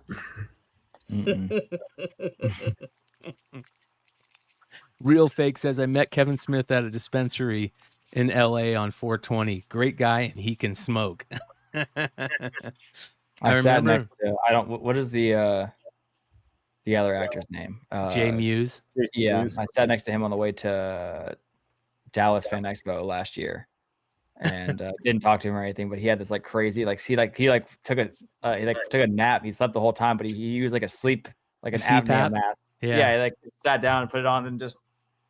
That's awesome, dude. I just knocked out. Didn't say a word to him, but nice guy. So for the Bogcast back in the day, Kevin Smith put out these joints. They're like, I forget what they were called, but they were covered with like hash and dabs, and it had like super high THC flower in it. and it was a challenge, and you had to smoke the whole thing in one go. And we tried it on the podcast. You might be able, it might still be up on the podcast YouTube page, but we tried it and I couldn't finish it, dude. I could not finish it. It was a little too much. My kid was in a Kevin Smith movie, like Necroblasters or something, about a video game store, and he played like the Eddie Haskell. I know I'm dating myself. That's from Leave It to Beaver, like the bully kid in the movie. Yeah. It was my favorite role he did because he was a funny asshole in it. That's awesome. Oh man, I hope they figure out a way to get Nugs across. You got the Matt Taylor variant for JSA 20. This is a interesting cover. This is the Justice League Dream Girls DC Pride event cover, but I like that cover. It's kind of interesting cool. design. Lucky Devils number 8. Mad About DC second printing, Raphael Albuquerque variant. They also did a Simon Bisley variant. Is it Bisley or Bisley? Bisley. Bisley, that's what I thought. That's what I know. That's at least. I have nothing to base that after. Maid Cafe. There is a Naomi Griffin variant, who you guys know we love Naomi Griffin over here. Been trying to get her on the show forever. But the only problem is, and this is something that I gotta find out. Like, from what I know, I think her and Todd Skull work closely together, and I would love to get both of them on to talk to them about them, because Todd Skull has had some accusations of AI art, but they have some great covers that they work together on, and I'm pretty sure Naomi Griffin paints all her stuff. So, but Looks I really like Bermejo, kind of. Yeah. It's a cool cover. What's that made of on? Yeah, Maid Cafe number 3. All right, Poison Ivy 45. You got the Nubovich cover B. And then there is a Q cover for this one, but it's okay. She's in a suit. Pass. I like it. It's a good cover, but you got freaking Poison Ivy. Don't put her in a suit. I think it's kind of sick. I mean, how you see her not in a suit 99.9999% of the time. I don't mind a different look on it. So there's that. There is a... She's so good, man. It's crazy. Here's the... Oh, wait. Actually, I like this cover. This Donna Gio cover. It's pretty dope. I like the color on it. All right. Here's the book I was talking about last week. Whenever I think, John, you were talking about this. The Punisher, now on F.O.C. is the second printing variant, where the only difference is the Punisher trade dress is in red instead of blue. Red. Yeah. And then obviously the second printing at the bottom. But yeah. Weak sauce. You know? Well, I'm happy because I missed the first print one. Yeah, I get why you're saying that, but I also don't agree. Like, I think that the first one will still be expensive, and everybody who didn't get the first one now gets a version, and everybody that got the first one knows they got the first one. What else do we have? Red Sonja has got a really good Stuart Sager and Perillo. Here's the Perillo 1 in 15. Yeah, he has been killing it, man. Yeah. That's crazy. She's a little buff though, dude. Look how buff those forearms. She probably could be. She probably, yeah, you're probably right, but and look at that face. Holy moly. That's a gorgeous piece. Wow. Yeah. So there's the Perillo 1 in 15, and then here's the Sager. Such an underrated comic artist. Oh damn, I thought it was Sienkiewicz. Right? Who's that? Is that Stu Sager? Yep, Stu Sager. We had him here in the room doing. We did a really good. He's great to live stream with, man. He draws the hell out of stuff. He remarks and super creative and fun. He's a good time. Yeah. Another one of Mike's guys. Real super underrated. We geeked out over him on Wednesday night, last Wednesday. Nick came on to talk about Ben 10, and we were talking about Sager, and he said that he told Sager, he's like, what I got to do to get you on 4 covers a month, you know? I think he's doing Conan now. Really? That's what he told us, yeah. Okay, Rook Exodus has a really good Jason Fabic Invincible team up variant. They do the. It's so funny. One thing that I've talked about this a lot. That Battle Beast is always like there's two versions of Battle Beast you get depending on the artist. There's like they just use a lion as reference, and then there's one that they use Battle Beast as reference. And it's funny to see, or not funny, but it's interesting to see which artists use like a straight like because that's not how he looks at all in the comics, but it looks fucking badass. So there's like a lot, like 50% of the artists go like comic, and then 50% are like they take it very literal of like lion guy with a giant sword. It's cool. Yeah, that's a really good cover. There's that. I love the blue trade dress on the Rook Exodus. Like makes it looks like Invincible. Royals. This is the 1 in 10 Derek Kirk Kim variant. It's kind of interesting. That's a cool signature. Yeah. Salmon Twitch. Here's the Savage Sword of Conan. She Spawn. Sleepy Hollow has got a bunch of stuff. Smile. This is the Mirka Andolfo. I was talking to them about, because my kid was in Smile too. He was the main face. Really? Smile too. I'm like, yeah, he's the guy that smashes face with the weight. Like he was the big horror scene in that, and we can't do anything related to the movies. I'm like, shit, I want to do like an exclusive photo cover. Yeah, that would be awesome, dude. Yeah, but they what said a bummer. no. That is a bummer. Check this out, you guys. 1 in 25 flops variant. Are you kidding me? Look at that. Yeah, it's good. Shout out to Flops Comics. This is gonna be a fucking tough book to find. How many people are gonna order 25 copies of Smile number 4? Yeah. A handful of shops, and then anyone who does an exclusive, which I don't think there's like a ton on this series, right? So yeah, not on issue 4. There won't be a ton of retail exclusives. Damn, that's good. Shout out to Flops Comics. Sonic, you don't have any variants for that. Oh yeah, you do. 1 in 15. Sorry, Natalie Fordrin. You guys know this will be probably a spec book. All these Natalie Fordrin books are out the gate are higher than the ratio price. So this is a 1 in 15. If you can get them for cheap, flip it for 20, 25.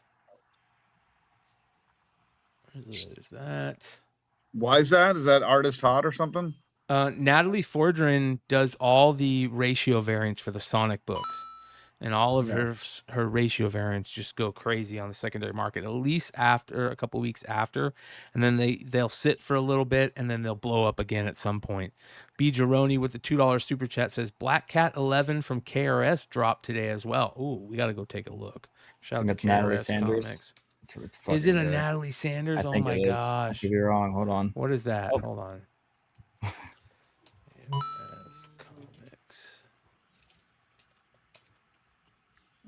It's sold out. Oh my gosh. It's sold out. Oh. Yeah, that was good. That is good. Oh my Lord. You know who's not sold out is Hive Comics. This one right. On 15. Hold on, which one? This one right. Not that one. That one right there. Link is in the chat, you guys. Use Beyond 15 to get 15% off.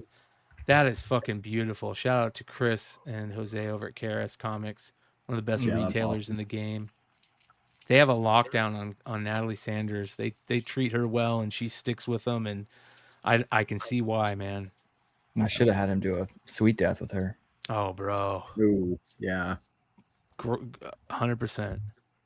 He's got one for San Diego, I think. That should be good. Damn. That is fantastic. All right. Where were we? We were right here. Yeah. Darth Maul. I love that they call that a photo variant. I know. It's the animation. What are we talking about? Yeah. What a like, get out of here. The photo variant. What a waste of a cover. Design variant. Just call it a design variant.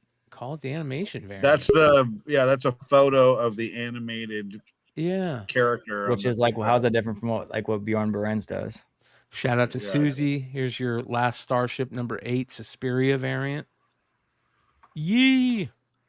What's up? What up, brother? We were just talking about your bass playing, how sick it is.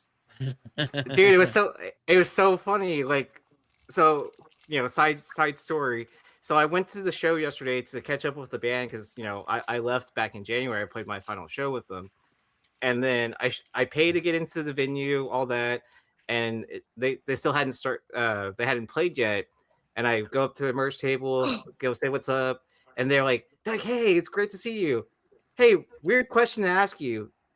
Do you want to play the set tonight?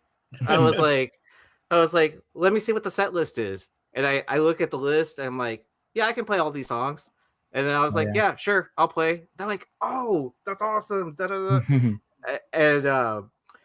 And because they were expecting like a no, and I was like, kind of like, well, I was like, let me make sure I have a pick. So I always keep a pick in my wallet, and I found the pick. I was like, do you have a bass and you know, like a pedal I can use and all that? And they're like, yeah, we can get that all set up. I was like, all right. I was like, yeah, fuck it, I'll play it. Nice. So I ended up playing a set when I paid to go to watch the show. Like, at least refund my ticket. Right. I was just pay to play. I know, redefining what pay to play means, right? And then but I did get a t-shirt to make up for the ticket cost for free. So Transformers the movie Skybound, they're putting that out, 40th anniversary, and there is a variant for it, a 1 in 10. Oh, that's good. Yeah, EJ Sue connecting variant. There's a bunch of retailer variants. So shout out to Steven Fuentes at Most Wanted Comics. He did a variant for it. Yep. You can pick this up at Most Wanted Comics in Corpus Christi, Texas. Also, I don't know if does Most Wanted have a website too? Let's take a look. Oh, like where you can order off of?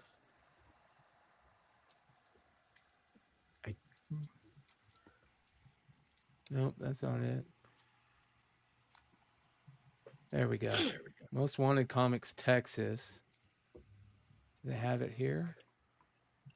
Doesn't look like it. Shop now. Well, it looks like they do sell off their website, but isn't it for like a local con there? I'm not sure. Yeah. So I'm guessing eventually it might end up on their website. Yeah. Okay. Here is the fucking bad idea book. Tankers versus Ancient Aliens. Look at this. You guys know me. I love anything with UFO and aliens on the cover. They have the old... Is this Da Vinci? Who did this one? Who did that painting? Who's the variant artist in this one? Da Vinci? That's what I'm looking at, right? No, I think it was... Who did this variant? Was it the Da Vinci variant? What was the cover artist? Leonardo da Vinci? That's what I think it was, bro. And there's the UFO in the back. No, wait, the Madonna with Saint Giovanni was painted in the 16th century by Domenico Girondo. What do you think he charges for signatures and remarks? Yeah, no signatures and remarks on this one. But that's dope. And then there's this one where they do the old cave paintings. Definitely not going to get a signature or remark on these ones. Damn. And then this one's really dope, dude. The old school Mexican Mayan. Yeah. That's fucking awesome. Well, I want the graphic designer that laid it out to sign it for me then. I need a gold label of this one somehow. Shout out to Bad Idea. Did you see? Go back up to the Superman cover, the one with Absolute Batman on the front, on the left there. Which one? Over to the up. Oh, yeah, this one right here. Yeah. I wonder if that's going to be a thing, just because the first print had. I think the first print was a different book, and then they swapped it for Absolute Batman. So, kind of cool. I could see this getting a little jump, right? Like a $15. Nothing probably crazy, but. John says Tankers has a 1 in 500 with amber and insect embedded on it. Are you kidding me? Oh, sweet. Jurassic Park variant. Let's go. Oh no, it was on the right there. I think it was the one. Oh, this one right here. Look at that. Ancient bro. Amber variant. Are you 1 in kidding me? 150. 1 in 150. Oh my gosh, bro. Bad idea does it again. What is it? Is it that actual piece of amber in the art is they add something on top of it in the real book? Yeah. So the amber is supposed to be in the middle of the nose cavity of that Tyrannosaurus skull. Mm-hmm. That's fucking I wonder how cool. CGC will treat that. I bet you every time that that idea puts out a book, CGC's like, God damn it! Like how they keep making our jobs harder. We got to figure out a new slab shape for this because it's you know what I mean. It's always something. I mean, they have the Invincible book with they got the stake bad ideas through the Yeah, one. Like, so oh, dude, it's always something. yeah. The VHS, which I caught so Yeah. much shit for. And I need one. I'll get one of those one day. All right, Venom. They finally, it took them what, however many liked it. issues. I didn't care for it before, but her own suit is cool. Yes, give her own suit so we know it's Mary Jane.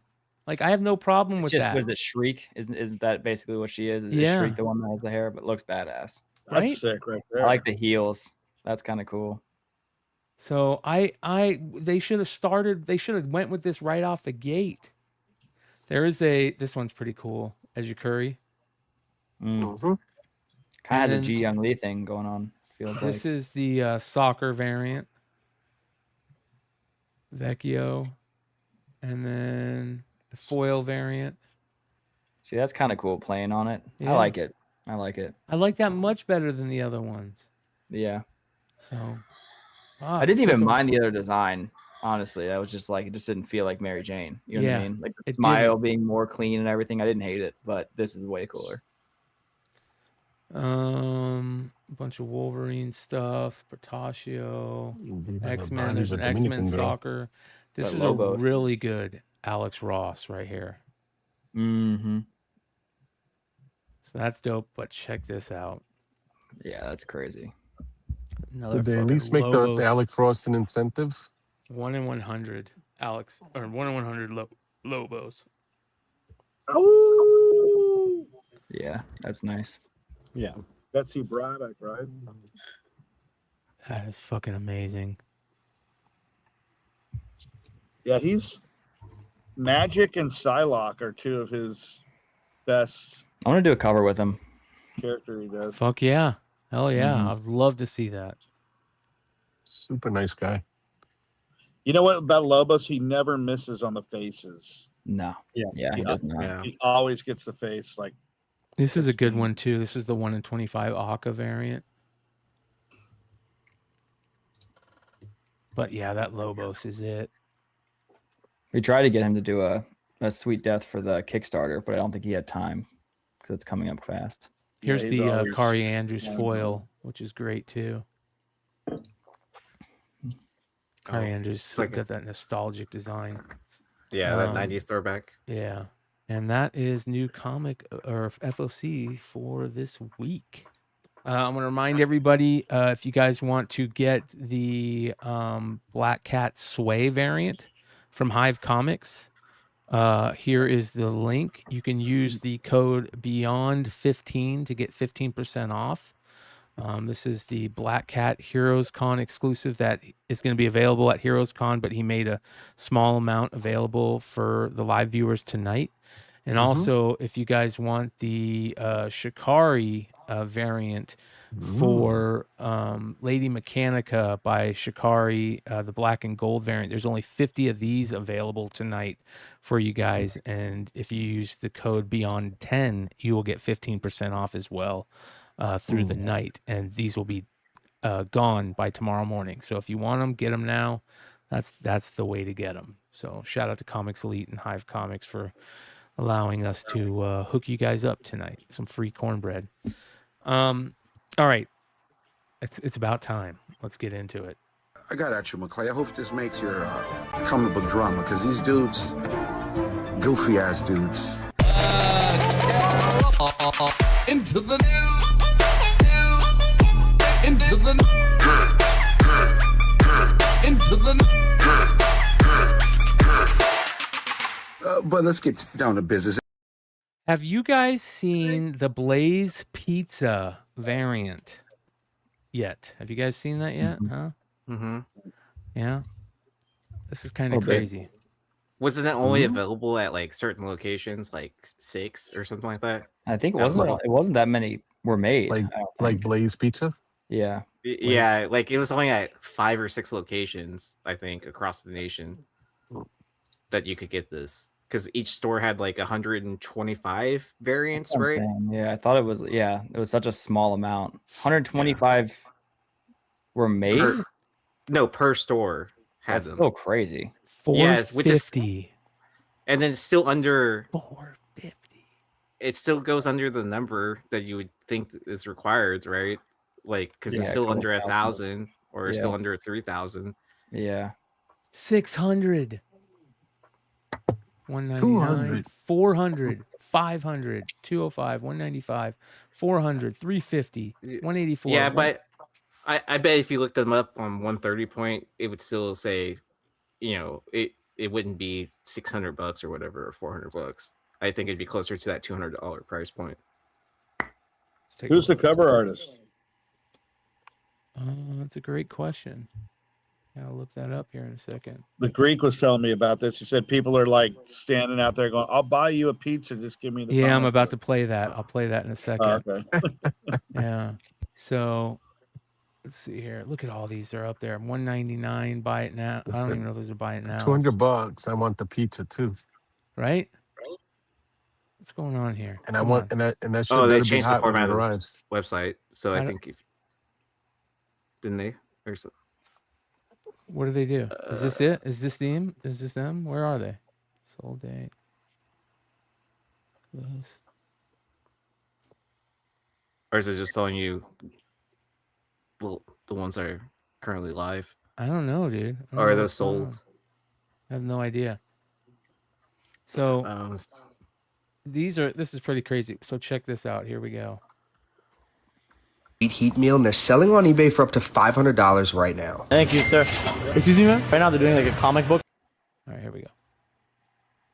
These go for $500 to $600 per comic. If I pay for your pizza, can I keep the comic? This comic book was given away by Blaze Pizza with the purchase of their sweet heat meal, and they're selling on eBay for up to $500 right now. Thank you, sir. Excuse me, man? Right now they're doing like a comic book thing. Like they're the first 25 customers. If I pay for your pizza, can I keep the comic? You get to have it for free. So maybe the next person. Hold on one sec. Thank you so much, babe. Thank you. My hands are dirty. Thank you so much. Gonna do a little money spread. 1, 2, 3, 4, 5, 7. Yeah. 7. That's freaking brilliant. You can get access to hundreds of other profitable items by... Isn't that crazy, dude? That's fucking crazy, man. I wonder if these are still available at Blaze Pizza, and if they're still like next week. This would have been number 1 on the hot list this week, no doubt about it, right? There's no other book hotter than this. How many were made? Did they say? Let's take a look. I hope it's like 50,000 copies. So it was only, from what I found, it was only available at like 6 different locations, and then each restaurant had like 125 or something like that. They closed the Blaze I used to go to Blaze like 3 times a week, and they closed it a couple years ago. Let's see here. On the day of the season 2 premiere, head into select stores. Disney Springs, to only certain stores. Anaheim, Buena Vista, Lake Buena Vista, Florida, Glendale, California, Atlanta, Georgia, and Evansville, Indiana. Well, somebody's saying 250 made, but if there's 125 at 6 different locations, the math ain't mathing, bro. Well, and Marvel doesn't do that low of print runs. Exactly. It's probably what do you figure, 1,000 or they probably work that. Well, it's a custom branded content edition, so they'll work with them to make what they what they're willing to get, as long as it says custom branded on there. Right. So it could be that amount. 25. Oh, 25 per store. So it's 25, not 125. Yeah, I think that's what the guy said in the video was 25, right? Okay. Only 25 were available per location. Interesting. Bro, that's crazy. What kind of weird promotion is that? So here's where they're strange. available. Riverside, California, Laguna Niguel, California, Kalamazoo, Michigan, Clark, New Jersey, Niles, Illinois, Lehu, Utah, Midlothian, Virginia, Lompoc, California, Daytona Beach, Florida, and Tampa, Florida. First 25 that buy a Sweet Heat pizza get a free comic. And it says walk-in only. You can't order it to go, or you can't have it delivered. So I'm going to Riverside tomorrow. I should go by there. Today only. That guy today who, only? who's March. It says here the promotion ran twice. First on March 24th and then on May 5th. Okay. Damn. Well, it's even more fuckery afoot then. Because then, like, if they had 25 at two different drop dates, that's 50 times 10, right? That's 500. Yeah, 500. Did you get any, Scooter? Scooter said, I was told it was only 25 copies per store by a guy who was 19th in line. Wow. So hold on, wait. They did. I'll be right back. Each date, it was the first 25, or is it?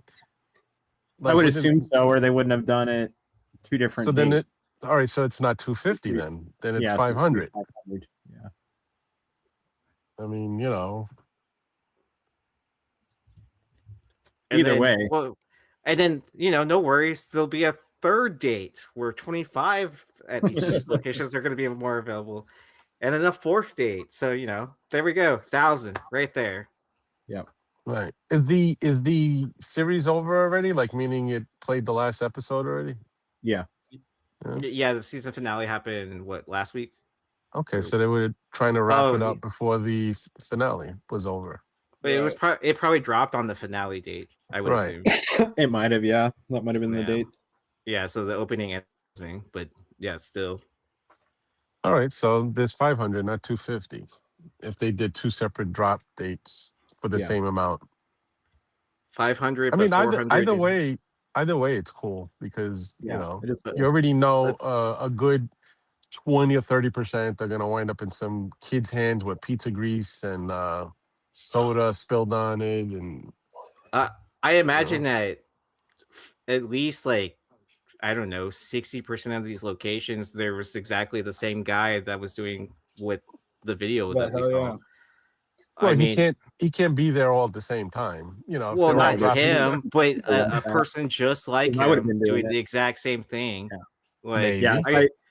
If there was one in South Carolina, I'd be that guy. I'd be like, dude, I'll buy your pizza and here's $50. Yeah. Why not? I don't have a problem with that. Fuck no. Yeah. I hear a lot of people bitching about it, but I don't have a problem with that. Nope, I'd be out there. Yeah, you're giving the people a free pizza for their comic if they don't care. Yeah. Yeah. So that's pretty dope. Pretty dope. Well, I don't like how these stores are doing these weird limited drops. Like Popeyes did the same thing with One Piece. Fucking Wingstop did it on 420, where you got a weed tray if you ordered a certain item. But they only had 420 of those trays at 4 locations. So I mean, they got me to buy a Popeyes meal. It works. It makes sense. Just to get the same thing. There was nothing even new in it, but I was like, I gotta try this One Piece thing. Yeah. And then it was just. Did you get the box though? Yeah, and it was just a normal Popeyes box and a branded One Piece Popeye. Like it was like a normal meal with a cake that wasn't good. Can you reuse that box again, or is it just like a paper box? Just a normal paper box. Oh, every single where people copy is done. Maybe that was another thing that mine didn't have. Every single copy. What I got was it came in a branded box, and then it had a and it's not just Shakarii lemonade or something like that, and then some kind of choppers.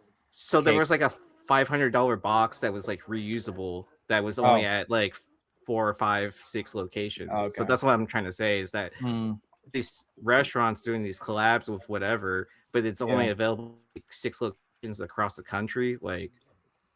Of course it's going to create a frenzy. Well, here's another thing that I heard about last week, but I wanted to wait till I heard more about it to talk about it. And this is kind of crazy. Have you guys been seeing the retailers that have been getting in their Absolute Batman 20 variants? Yeah. And we got some retailers on right now that may have done Absolute Batman 20 variants. Did you guys get any damaged copies if you did Absolute Batman 20? It's the entire print run. It is like confirmed now that every single book has it, which honestly, it's the A cover, right? It's the A cover, and the book is wrapped. So at least on the retailer covers, there you don't see spine ticks on the front when you open, because how DC does it is they wrap the book with another cardstock cover. So the positive thing here is that if you get a variant for it, you don't see a spine tick on the outside. Yeah. It only affects the inside front page and the back front page, which in all honesty is probably the best case scenario for a situation like this, because CGC has to grade it. It's not going to be affected, because that's effectively, that becomes the new 9.8. That's if every single copy has that's the standard. And CGC apparently is aware of it. So, and James Kreider says it's not just Batman, it's also Barbara Gordon and Martian Manhunter runs too. Tries everything else on the press that day. This is from Trolls Comics. He put out a little post. Here we go. Every single copy is damaged. Every single copy, and it's not just the cover A's. So what DC does is they put the variant covers over the cover A. So even though the regular covers might look all right, inside they're not. Like we have problems enough. Like look at this book is damaged on the outside from just regular, horrible handling. This one, it looks like they took a razor knife to the outside of the, to open up the bag that had these books in it. Literally cutting straight through the book. And you're just going to throw that in somebody's box? Like, this is what we deal with all the time, and people don't even realize it. Like, you wonder why I have, so few copies to sell, because I only sell high-grade stuff. Comics are just getting bigger and bigger, and I just don't understand why these companies are lacking the quality control of any other type of industry. Like, this isn't 1970 where people are just throwing stuff in the box. People are keeping these as high-end collectibles and cherished things. And I feel like a lot of these companies are still just, acting like these are just pieces of paper. And I want to hit on this because this is a very important point that he made about this. That these are collectibles, and we've been talking about this a while. I mean, this has been a long time point of content for all the way back to the Flipside days, that these aren't just reading material anymore. These are collectibles. Davis, you make a point of saying these are collectibles for you, that when you sell them, these are high-end collectibles. I've heard James say that. I've heard Hell Destroyer. These are not just reading books anymore. People aren't reading the books that we're selling. That's the reality. We are selling collectibles based on comic books, and that's people can hate that or love it or not want to admit that, but we are selling collectibles. Most people put them on a shelf, put them in a box, put them in a slab. We're selling collectibles, but what drives the collectibles is still the comics. So it's not taking anything away from the fact that they are comics. They aren't a cool collectible without the comic. It's still very much comic forward, but what we're doing is collectibles. Alex says just giving Redhead more business. I don't know if you can. It's gonna be hard for him to press the inside book. Yeah, there's no way. I don't know what you're talking about. I like to read a $20 book. Just. I mean, I'm sure that's not to say 100% of them don't get read, but the vast majority do not get even touched from outside. Like, we touch them to put them in the bag and board, and then they're never touched again. Yeah, Brian reads his Absolute Batman 16 that Sean gave him every night. I got a buddy who all the way wide open too. I got a buddy similarly, different situation, but he owns a card shop and he plays Pokemon hardcore. And I don't know if you guys know what the Bubble Mew is, but it's like one of the biggest Mew cards. He has that in his play deck. And every time he pulls it out, he plays it. People are like, "Oh my god!" He thumbs through it all the time because he just ripped it himself, and so he's just like, "Oh, whatever." It's like every time he pulls that card out of the deck and plays it, you see the other person Does he shuffle it too? He'll shuffle it in front of you just to piss you off. That's even better. Okay. Yeah.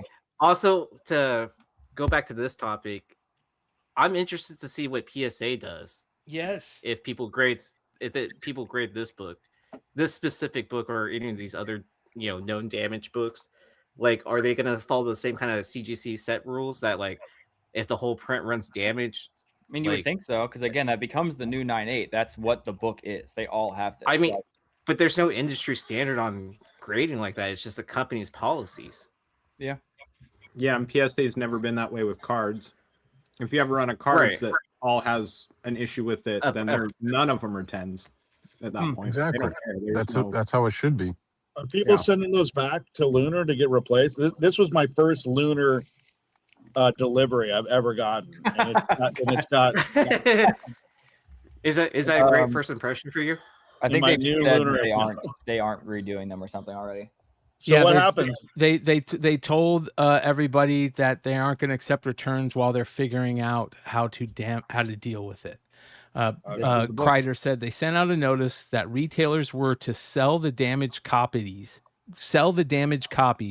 while DC figures out how to remedy it. Ooh. That's fucking trash. Again, I was gonna make a point real quick. You're talking about collectibles and they're not reading it. I've been selling I sell these soft slabs. Yeah, the soft slabs. And look, these are all new books, and people are like, "Yeah, I'm not going to read it. It's already sealed in this thing, uncirculated grade." But to his point, that they're collecting and like, "Oh, this is already sealed. I don't know what's opening this to read this book," and they're all new releases. So yeah. Lunar will not replace. I repeat, will not replace. They will refund at most, says Brigital Collective. Shout out to my boy Leo. What's up, Brigital? Yo. What's? No, I'm just kidding. And when he says refund, it's not you get a refund and cash back. You get credit. I'm assuming, right? Oh yeah. Speaking of PSA, have you guys been following what's been going on with PSA lately and all the kickback they've had with losing people's cards? And then they end up on eBay as donations for resale. Is that what you're referring to? Yeah, I saw that.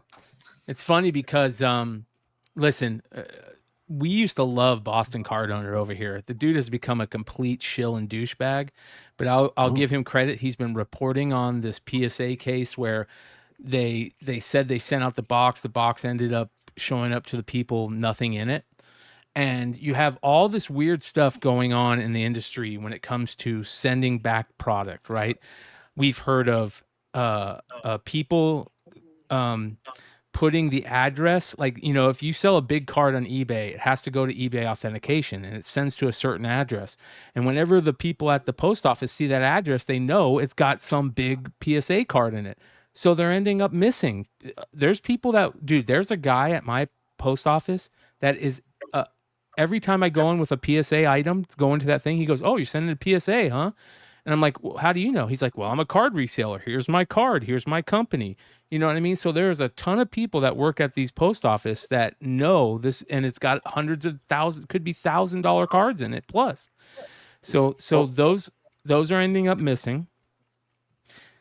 And at the same time, Dennis hit me up the other day and it was like, "Hey, the retailer or the post office or the FedEx that Boston Card Hunter is complaining about is the same FedEx where I sent my San Diego stuff that never showed up at my house."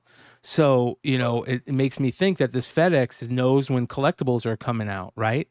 So there is a lot of problems with that. And at the same time, this fucking Boston Card Hunter guy is a shill for fanatics. And it just gets worse. So this is interesting. Check this out. Through this week, we've had our highest submission. This is the president of PSA, Ryan Hoge. So basically, Boston Card Hunter said because of this, he's putting out a thing that says no PSA in May, telling everybody to not send any items to PSA in May, and it'll cause PSA to have to adjust because they're not going to have any items sent to them in May. Listen to what happened in May. This is so funny. Days in 4 years. Even though Boston Card Hunter said no PSA May, that didn't affect it? Apparently the memo didn't get out. Our largest submission days in 4 years have been in May of 2026. We are only 7 days into May. That's insane. Yes. It's pretty crazy how much demand is out there. One of the things we're going to do is move to ranges instead of this exact day. Shout out to Rye with the super chat. $5 super chat. He says, "Brian, that has happened to me at UPS, USPS, and FedEx every time." Bro, that's scary, dude. That's super scary, bro. You might try DHL now. Yeah, fucking A. a little bit more of a buffer instead of this precise day. We're not good enough to be precise on the day, even though they're all estimates. We'd rather give ranges. Some of the ranges are going to move out a little bit, like on the bulk. That's going to push out, even though we're already at 95 business days. That'll push out a bit. It's just insane the amount of demand that we're getting through this. So, Boston Card Hunter puts this out. This is funny. You know what's sad? All of us collectors are a joke to big companies like PSA. We've had our highest submission days in 4 years. Even though Boston Card Hunter said no PSA May, that didn't affect it. Apparently the memo didn't get out. Apparently the memo didn't get out. You know who else didn't get the memo? This guy, who after months of silence on a Super Express order, found his cards listed on eBay and had to call the police to find out that PSA donated them to charity instead of grading them. Or this guy, like many others, who finds out his cards are missing after the FedEx cutoff date. Keep sending them your money, guys. Keep listening to Boston Card Hunter, who is the biggest fucking shill in the sports cards game. Check this out. Before we start talking about fake autographs, like how different this Patty Mahomes is from this one, and they're both authenticated, so riddle me that. I'm down with boycotting PSA, but I think we should just boycott grading cards altogether, maybe even buying them. I get it, PSA is the big company here, but Michael Rubin has money invested with other grading companies. Oh, and here's the article showing that CCG is also invested in by Rubin, right there. And Michael Rubin, who is Michael Rubin? Michael Rubin is the owner of Fanatics, who's invested in all of these grading companies other than PSA. Hold on. Okay, so we're going to go from PSA over to the Fanatics-backed grading company. That sounds like a great idea. But hold on, my main question. And it's not why this one looks so different from this one. So, I don't know. Fuck that. Who the fuck is Neo working for? Seriously, I thought he was like a collector and he puts out decent content, real based opinion, from his own, I guess, simpleton brain. I don't know this Neo claim. Shout out to Neo and Swaggle House. They have that show that they do now, The Ungraded Truth. I would love to get Neo on the channel to talk about the shilling claims, but I don't know that too much. I do know the shilling claims about Boston Card Hunter, which we'll continue on. But the topic at hand is the Fanatics cards that are on the Fanatics site and their case hits, and the product hasn't even been out a month. Well, Neo. Do you guys understand that? Fanatics owns Topps. Topps put out their fucking their sets, basically saying, hey, these are the new sets that are coming out. These are and they went and bought the hits and put them on their website to sell. Isn't that pretty fucking ridiculous? Rubin monopoly is outrageous. But my one of my best friends is a VP at Upper Deck, and he told me that whole breakdown, how that guy just basically monopolized the entire sports card industry now, except for and guess what, you guys? All of us. Guess who works? Who is a shill and a paid shill for Fanatics? The same guy that's telling you to not send stuff to PSA and send it to all the other grading companies that Fanatics owns. This guy is no good for the hobby. He acts like he's good for the hobby, but he's a paid shill by Fanatics. And Fanatics is buying all the companies. They're monopolizing everything, and they've taken an American company that is Americana through and through, Topps bubblegum company, right? That is Americana, and they're ruining the name of the Topps brand by shilling and putting cards on their website. My guy says it's like a Ponzi scheme. Like there's no way that they can sustain the money that they're paying to prop up the entire infrastructure of what he's got going on. Is like there's no way that they can sustain it with the income that they're having. He went through a whole thing with me. I was like, damn. I just came here to talk about comic books, but yeah, okay. Yeah, Rye with a $5 super chat says, at this point, I pretty much feel whatever Piggy Spanks is spilling is the gospel truth. Agreed. I couldn't agree with you more, bro. Go ahead, Yi. Okay, to go back to missing packages and stuff like that through USPS, have you heard of this website called govdeals.com? How do you spell that? G-O-V. Oh, the Gov Deals? Yes, I've heard of that, yeah. So all of the postal system, like, when they have packages that go missing and they end up finding them, but then they have nowhere to send it to, all those items are sold on this website. and so like you can find like big lots of sports cards, things like that. Let's see here. All kinds of things. So I'm going there now. Yeah, Sports, so it's sports cards and collectibles. No shit. Look at that. Yeah. Look at this right here. A monster box of cards. It's got unopened wax from 88 Tops. Oh, look at that. It's got basketball in there. I mean, it doesn't look like there's anything Comic books great. and magazines. Is there comic books and magazines too? Is that 83? That's 88. Look at that. It's got old school stuff in it. Yeah, so it just kind of reminds me of like the Goodwill kind of website of like random deals that you could probably find just shopping through, Oh, and you bid on it. Dude, there's a Mickey Man. Oh, I was about to say if that's the original. No, it's a sweepstakes card. I was about to say, holy shit. Hey man, dude.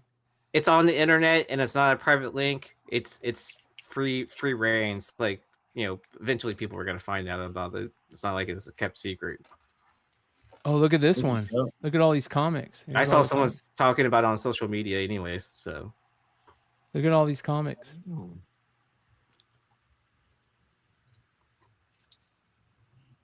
Looks like a bunch of crap. Oh, nice. I don't see anything worth, bidding on. I take it for $25 though, that bundle. Yeah. I'm bidding.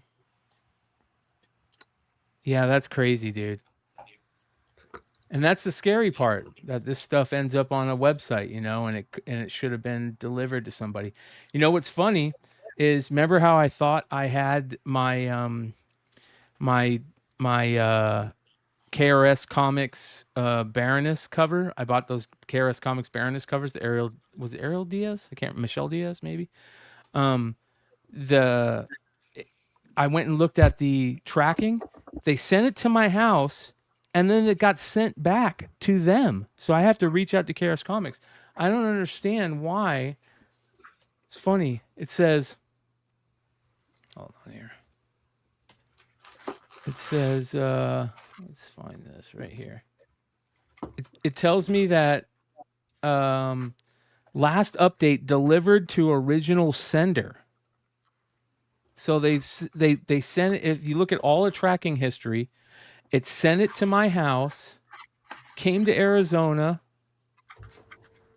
out for delivery. This book? That book right there. Yep. Out for delivery. And then it says arrived back at post office. Arrived at USPS's regional facility, in transit to next facility, departed to San Diego, California. So I don't know why it ended up back at my house. So that happens a lot. You know what I mean? That and a lot of people don't get their stuff, and they're always probably like, "What the hell?" Thank God, like retailers and KRS, and there's a way to track your packages.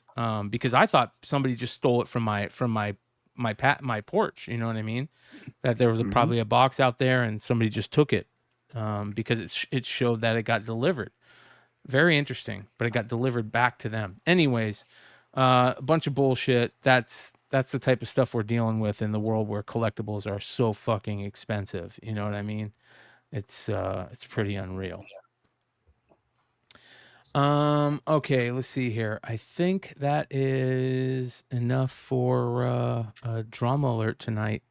You guys know how we do this. Let's let our boy Diamond Dave bring us back in. Can you hear me out there? Hey man, don't be squirting water at me. I'm gonna fuck your girlfriend, pal.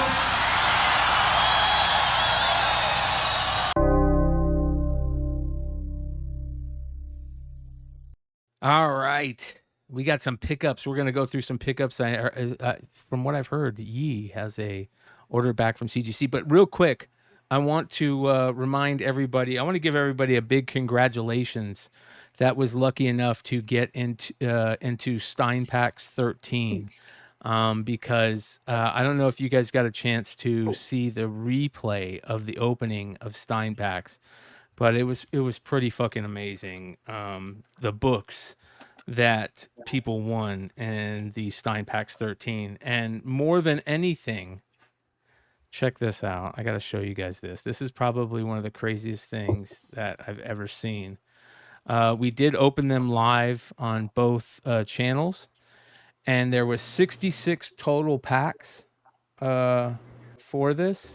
I think that's not right. All right, hold on. Here we go. Here, check this out. Okay. 80? I think 80. One that was you get the last one. The last get. Okay, so one for you guys, and how? Let me do this. Go ahead, Yi. Oh, I thought you were saying that was probably the replay. Okay, so it was the replay video. Okay, so the last pack, the hit was in the last pack, and here's the crazy part. TCG, who's in the chat right now, at the beginning of the show said, I want pack 44. If I can choose a pack, I want pack 44. I think the hit's going to be in pack 44. And at the very end of the show, check this shit out. I can't believe this happened. And the whole packs. Ladies and gentlemen, Chaz, you are the proud owner of the Twilight Children #1 Darwin Cook variant. Wow. The Darwin Cook was the hit of the thing. This is a $2,000 plus book, right? It was in pack 44, you guys. So congratulations.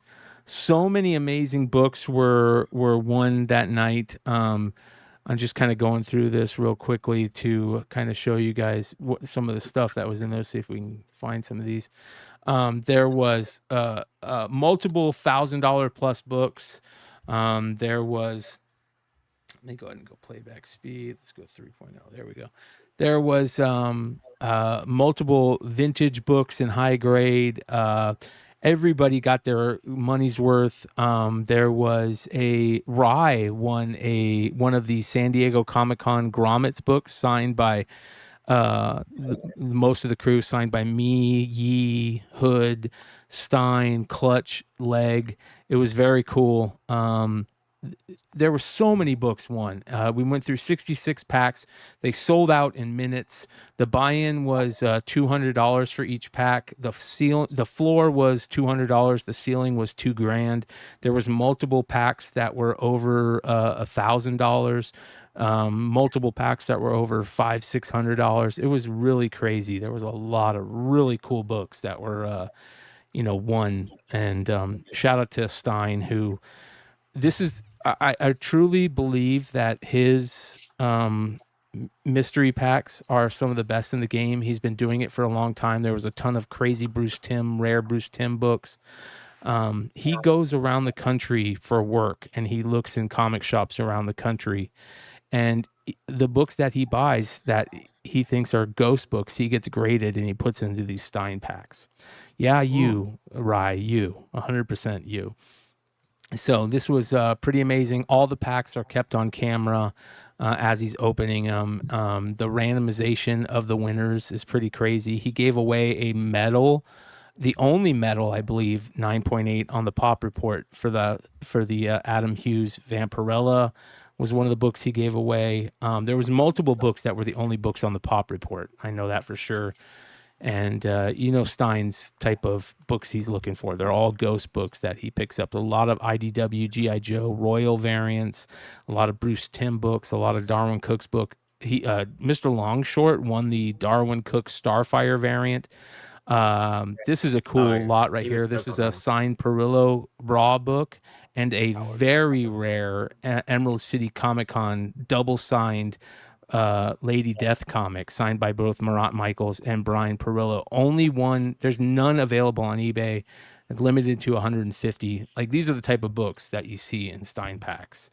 And the same reason that Stein Packs sell out every time within minutes. So congratulations to everybody that got one. I think there was a max of 2 packs. You could only buy 2 packs because somebody could go in there and just buy them all and profit immensely off of this. But pretty cool.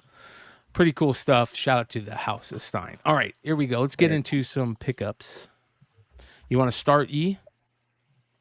Sure. All right, here we go. Here, I'll start with a small item first. I mean, you know, I finally got to open a 2025 Topps Deadpool Marvel box, hobby box, and I hit this Lady Deadpool 2 out of 5 with a red, black, red wave parallel. Nice. So this is in my PSA pile to send out to grade. What was your autograph? In June. What was your autograph? The autograph was Stefan. I forget his last name. The guy that played, I think, Colossus. Yeah, in one of the Colossus. films. Yep. Yeah. All right. So I did get books back from CGC that I submitted. This was from MegaCon, and I had three Blue Label books to submit. So this was that birthday gift or Christmas gift that Red Hood gave me. The X-Men #2. It hit a 3.5. So I'm really stoked on that. Nice. Yeah. Shout out to Official Music Pub who just gifted 20 memberships. Thank you, brother. Much love, bro. Okay. And then these are books Red Hood also pressed for me. So I'll start off with my Hulk 180. First nice. appearance of Wolverine, 5.5. Still had the stamp and everything. So I was really happy about that. Oh, I thought there was a crack in it. Was just the weird plastic things they have. And then I submitted a Marvel Premiere #15. And I was super stoked to get this one. This hit a 6.0, but when I went to go check it, it had the stamp in it, and I don't know if you can see it on the label. Under the Marvel Comics, it's a Mark Jewelers. Nice. So when I bought this book raw, they charged me for the cost of a raw Marvel Premiere 15, not a Mark Jewelers. So this is quite a big come up from what I paid for it raw. Yeah, and what prices are for it. So sick. Yeah, Nice. they left money on the table, so I decided to clean them out. Very nice. Did you know that it was a Mark Jewelers when you grabbed it, or did you find out after? So when I bought it, like before I bought it, I wanted to make sure it had the stamp in it. So I asked them to open it up inside to inspect it. And then as soon as they opened it into the centerfold, the Mark Jewelers was obvious. Oh yeah. So I was like, so then it was like kind of like, if it has a stamp, I'm buying it. Like, Yeah. yeah. Because they didn't have a price for the Mark Jewelers because they were even shocked like when they saw that too. Oh yeah. So I mean, that's the kind of a point that I wanted to point out. Like when you're buying vintage books like that, you got to make sure, especially if it's a book that you know that has a stamp, make sure it has a stamp inside of it, and then you might be pleasantly surprised of what else you find. That's almost as good as a Blaze Pizza Daredevil. Almost as good as dang. I guess I got to get back to my modern roots, right? Instead of all these old vintage books. Yeah. But I mean, if you look at vintage Marvel keys right now, some of them are down in price. Like, oh yeah, massively. So yeah, so it's a good time to, you know, if you sold those books during pandemic or whatever, start picking them back up. Yeah. Oh yeah. Anybody else got any pickups? I'll go next. All right. Ooh, look at this guy. Ooh, OG Quintana. Very first Quintana published work right there. Ooh. Yeah, that's nice. Pretty dope. Well, actually, it's not. That's the heavy metal. The first published work was the Tattoo magazine, right? Of that image. Oh, are you gonna have Peach sign? Are you gonna have Peach sign that too? Because she has gallery work inside of that too as well. Should. Oh, nice. And then I showed this earlier. Oh, that's so dope, bro. The popcorn bucket from Mortal Kombat 2. Oh, that's sick. I like that.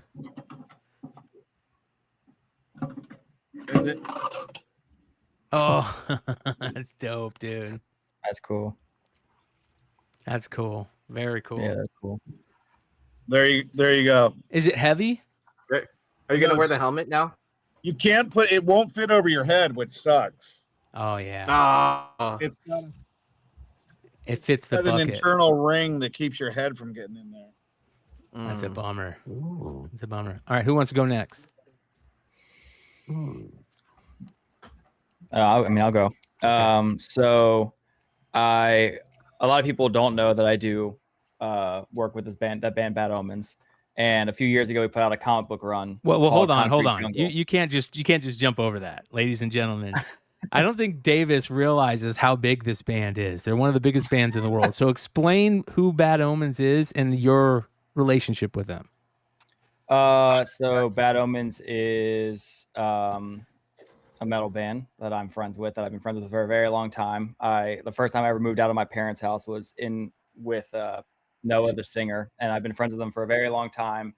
I've been making their merch and graphics since very early on, like day one stuff. And now they're very big, and all the merch and tour posters and all that kind of stuff, I design all of that. And a few years ago, they put out a comic book run called Concrete Jungle, and I spearheaded putting all the variants together and the variant program and all that kind of stuff. And the first time that I ever worked with Dan Quintana was for issue number 1. I commissioned him to do a cover for it, and Tom actually released it in his mystery box. And I never asked him for copies or anything like that. And there was a bunch of different covers, and I got some, didn't get some, whatever. But obviously, with Dan popping off, Tom was able to find some copies, and he sent me some. So I finally got a copy. This is the first time that I ever worked with Dan, and it's such a cool cover. Oh, dude, this is the type of stuff that I love. You guys know, if you're Beyond Wednesdays fans, I always talk about when musical acts, bands, or hip hop artists. A perfect example of what I'm talking about. There's 2 examples. Coheed and Cambria put out a comic book at their concerts back in the day that they self-published, and same with Denzel Curry put out a comic book with one of his albums. I think those are some of the coolest promotional items, comic books in the game, and you always need to be on the lookout for that. And I've never heard of this, and this is the type of stuff I love when you hear about it later.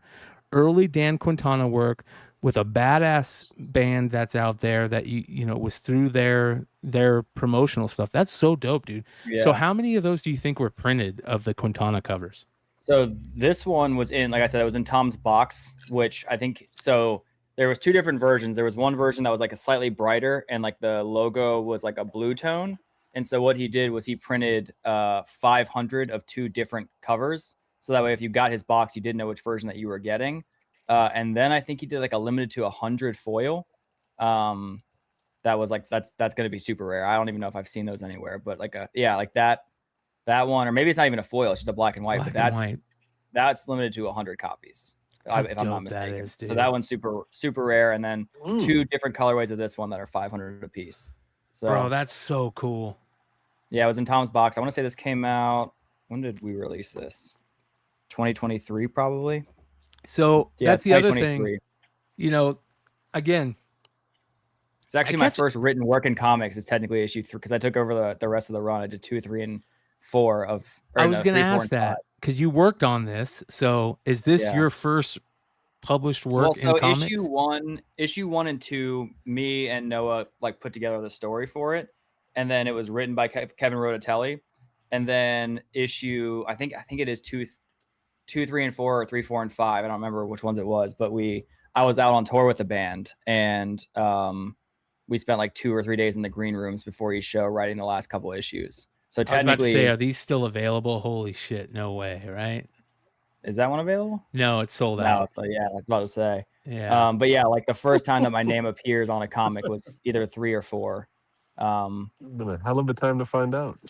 That's super cool. Yeah. So now we get to add Davis Ryder to the Beyond Wednesdays, right? We're gonna add Davis Ryder to the list now. So, fuck yeah, fucking dope, dude. So I was happy to get. It's cool because that was the first time I ever talked to Dan. Was reaching out to him about this, and it was really tight, but he made it work. And first time I ever worked with him, and then that's I guess probably the first time Tom ever worked with them too, because I had the cover done and then gave it to Tom to put in his box and everything. So.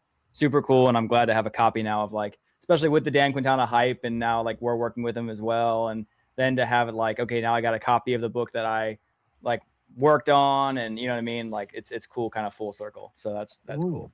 Oh yeah. So yeah, that's kind of a pickup. It's an older thing, but I got my copy for the first time, which is cool. That's fucking dope. And then I did get a collection this week. Ooh. And I try to keep a couple things from every collection. There's a few books in there that I'm going to keep, but I've never gotten my hands on one of these, especially in a 9.8. Oh, sick, bro. Hold on one sec. Talk about that.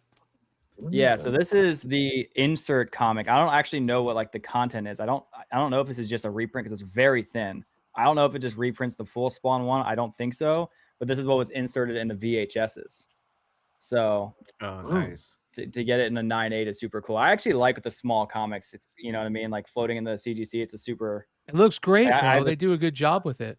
Because I have the small version of the 252 that came with, what was it, Spider-Man 2, Tobey Maguire. They did 252 reprinted. I think it was 252, but I have that in a 9.8 as well. They do the 300. It was too. ASM 300. Yeah, that's right. That's right. Yeah, so I have like one of those in like a 9.2 and one in a 9.6, I think, or maybe it's a 9.8.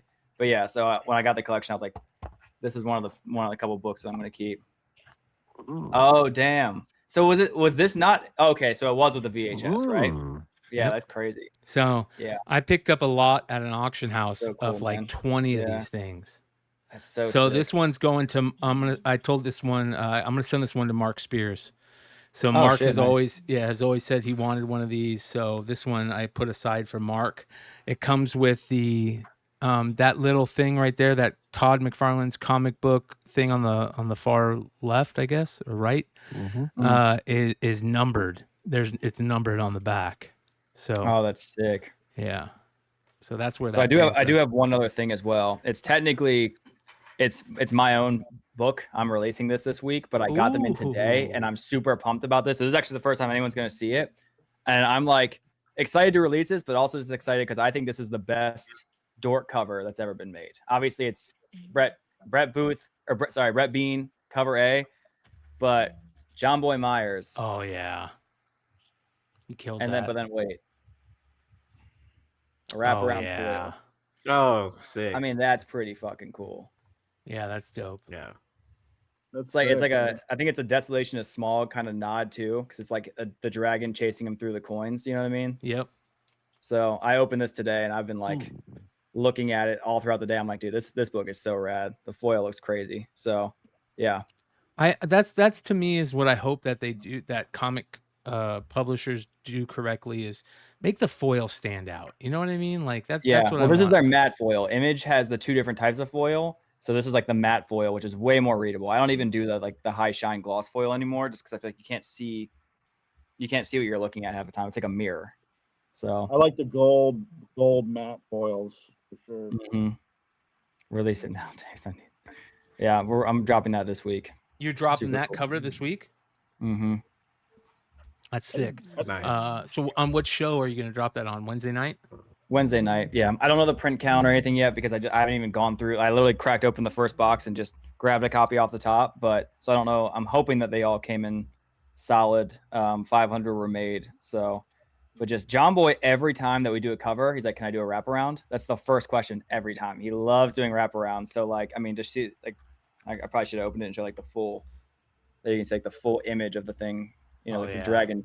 That's why I think it's a Desolation is Small, because you can see it's got like the treasure all along the bottom. You know what I mean? Yep. It's like through like the coin. Yeah. That's sick, bro. Yeah, man. Super I happy. just bought that Bad Omens on eBay, the black and white one just now. The guy. Oh, really? My offer. Oh yeah. Nice. Dude. I got $140. Shit, dude, that's crazy. For the black and white. The black and white one. They may do 100. That's kind of wild. Yeah. James, do you have any pickups? I have no pickups, surprisingly. Okay. None whatsoever. John, you got any pickups? I did, and I left it all at my LCS. I bought I bought 2 killer slabs that would have been great to show today, and a raw book. And I left to go to their other store to go have a cigar with one of the owners. And I wasn't watching the time. They closed the comic store. And when I ran out, I was like, no. So I got to wait till tomorrow to pick them up. So. Well, then I'm gonna to end out pickups. I'm gonna remind everybody. Here is a link to the show on eBay Live that we're gonna be doing on Sunday night. You guys go bookmark it. Let me show you some of the things that we're gonna have available. Of course, we're gonna have all the 1-of-1 signed CGC Signature Series graded Mark Spears cards. We're gonna have. I don't know if we're gonna have all of them available. It depends on the turnout, but we'll definitely have some of them available. The proceeds of which are gonna go to help the Stinson family after the loss of Kyle Stinson, great OG host of Modern Comic Mayhem. So those will be available along with some unopened signed boxes. This is Wicked of Oz. This is the Halloween Kickstarter from earlier this year, Hobby Box. And the original Halloween blaster boxes.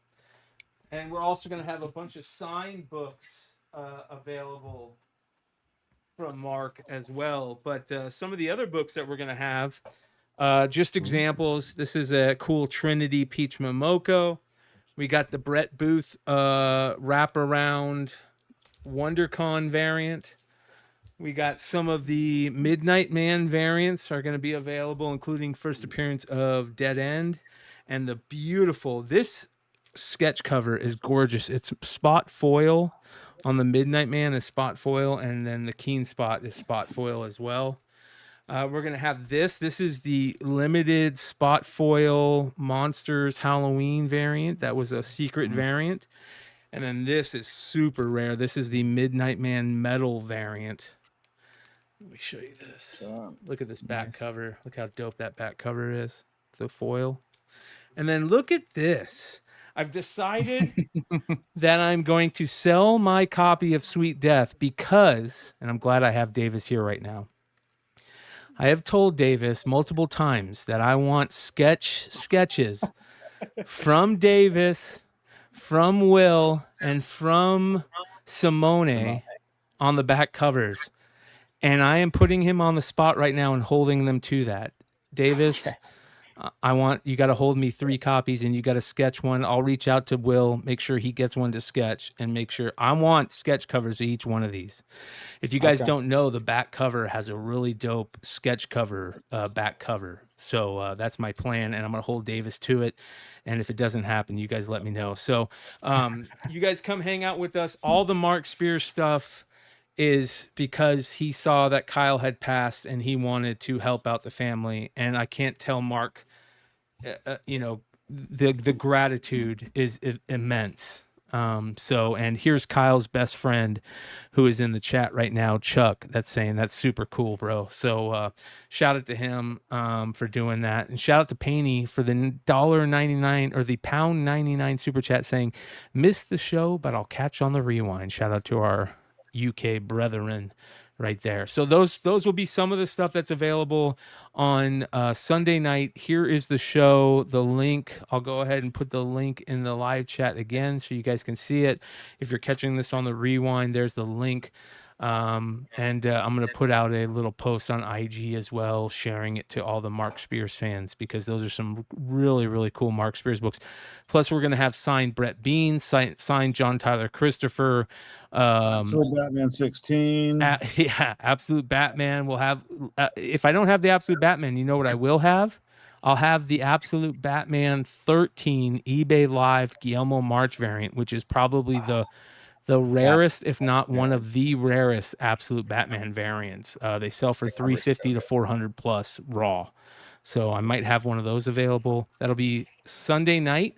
And then we have a card sale the following Monday. So if you guys are into cards, this is all to not only help the Stinson family, but also start funding the San Diego trip this year, which is going to be crazy. We've got a lot of stuff planned for San Diego. These guys got a ton of variants. We got a ton of variants that are going on for Beyond Wednesdays and Big Clutch, which is going to be crazy. And it's going to be a lot of fun. So come hang out with us then. And then other than that, what do we got coming up? Brian Haberlin on the Industry Show. We're going to try and get Brian Haberlin on soon to the Industry Show. He is freaking savage, dude. I love Brian Haberlin. I walked into OAX, like I walked in, first thing, he was the first guy I saw, and he had this Hawkeye, got it over there, this Hawkeye face. I was like, what the hell? And he was just like, yeah, I'm just finishing it up. I'm like, dude, sold. I bought it right there. He's the you real see that deal. Batgirl he just posted? Amazing. He's one of the best artists in comic books. He's one of the best artists out there, not just comic books, just art He in had a general. big Barda like headshot for $900. Like I'm gonna get that. I took a lap around the room. I came back. I put the cash out, and it was like, oh, I just sold. I'm like, God damn it! I was One thing I do want to talk about real quick is I've seen a lot of people talking about this M1 Monster Racing League book that's coming out. We got a book. Hell yeah! Look at that, I Usagi girl. got an excuse. Love you, Usagi girl, with a $19.99 donation. Thank you so much. Hope to see you tomorrow night. Appreciate you. Yeah, this is that M1 Racing book. This is the Jay Gonzo variant, which is fantastic. I mean, beyond fantastic. But this is the new Jay Lee series that's coming out, right? So you said you had a book. Who's doing your variant? Can you talk about it yet? Dave Dorman. It's pretty dope too. It's like a big old dragon, like right behind this car coming. It came out sick. That's awesome. Hell yeah. So this series looks very interesting. We're gonna. There's a bunch of retailers doing. There's like a lot of variants on this coming out. I'm told. Yeah, this is supposed to be the next big spec, the next dork, the next nectar, the next. This is supposed to be the next spec book. That's what my sources are telling me. I mean, dude, I wouldn't be surprised, to be honest. You know what I mean? So, you know what I mean? It would be interesting to see if that is the next big book. There's a couple other books. There's that Firebrand book that everybody's talking about, right? And so on and so on. So what about Terminal? I haven't heard much about Terminal yet. Davis, do you know about that? I mean, yeah, it's not out until right before San Diego, so I think it'll start to heat up closer to there. But it's Kirkman coming back to superheroes, so I can't imagine it doesn't pop off. His first superhero book since Invincible. Joe Casey, Andy Kubert. So that's pretty dope. Yeah. They got big people on the incentives. And also there's that other that you brought up earlier, Davis, that we're going to be talking about quite a bit. That the Midnight book, which is Marvel's new it's not a book, it's a line. Like that's like their new new universe. Yeah, and it sounds like it's not. It's a new publisher. So I think it's gonna be like Max. I don't think it's gonna be like that would be dope. Midnight branded. It's like they call it a new publishing line. So I think it's gonna be considered like Midnight published, which is cool. So it says here, Marvel's Midnight is an absolute horror line, a new universe launching this fall with radical Marvel imaginations by Jonathan Hickman, Philip Kennedy Johnson, Ben Piercy, and are linked to the Midnight's major creative rollout. The absolute horror focus points to Blade, Ghost Rider, Darkhold, Dracula, Morbius, and Werewolf by Night, all the Midnight Sun characters. Mm-hmm. And it's positioned to answer the absolute universe from DC. And it's going to be coming out in Halloween of 2026. Now, here's the thing. Marvel, if there's anybody at Marvel listening, get yourself together and make nice with Mark Spears and get Mark Spears to do some covers on the Midnight line. That's all we're asking. Cool. Yep. And don't fuck this up.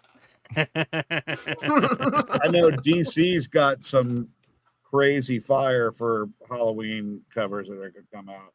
Well, as of Halloween, they're going to be shooting some major ammunition on Halloween. I feel like Jonathan Hickman running the universe though is a pretty good. As long as he sticks with it, don't walk away from it like you did X-Men. He totally said he was going to fix X-Men, and he walked away from it at some point, and it was just like, come on, man, please don't walk away from it. See it out.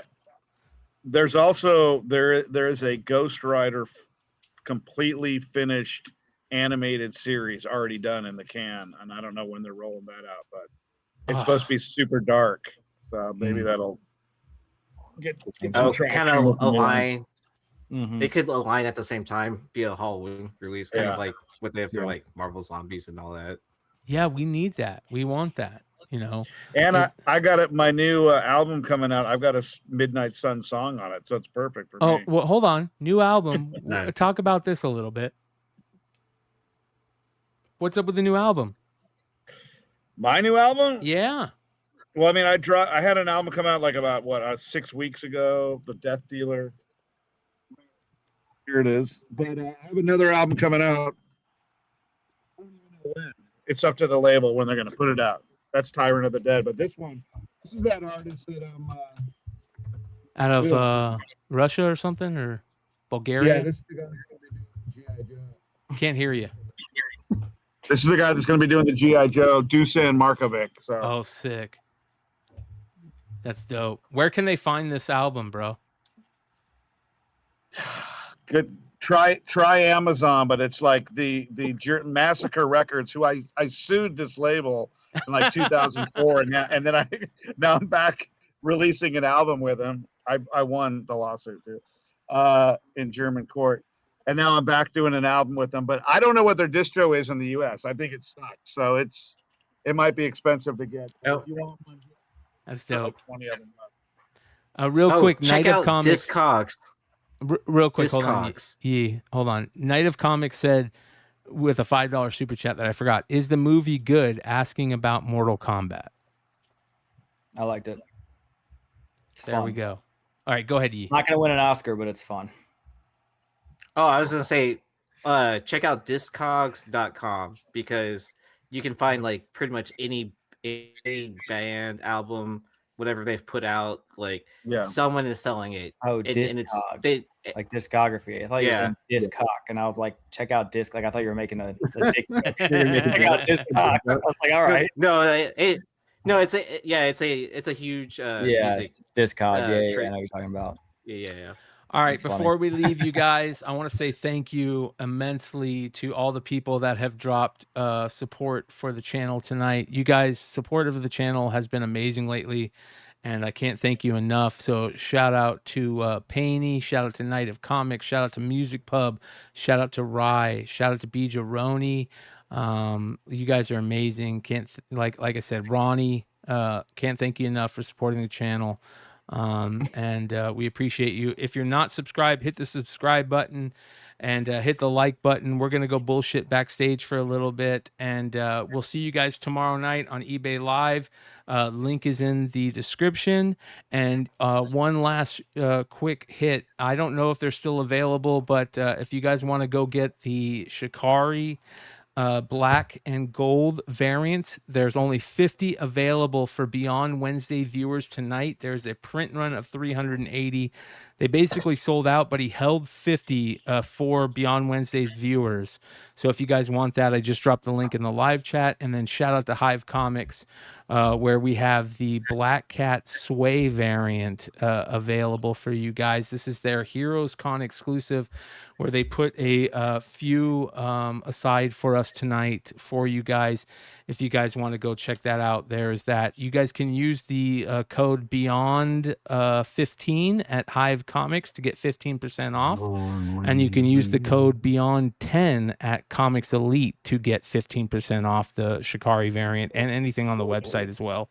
Can't thank those guys enough. We love our retailers around here, and they help support the channel. And James, thank you so much, brother. That being said, we will see you guys tomorrow night on eBay Live.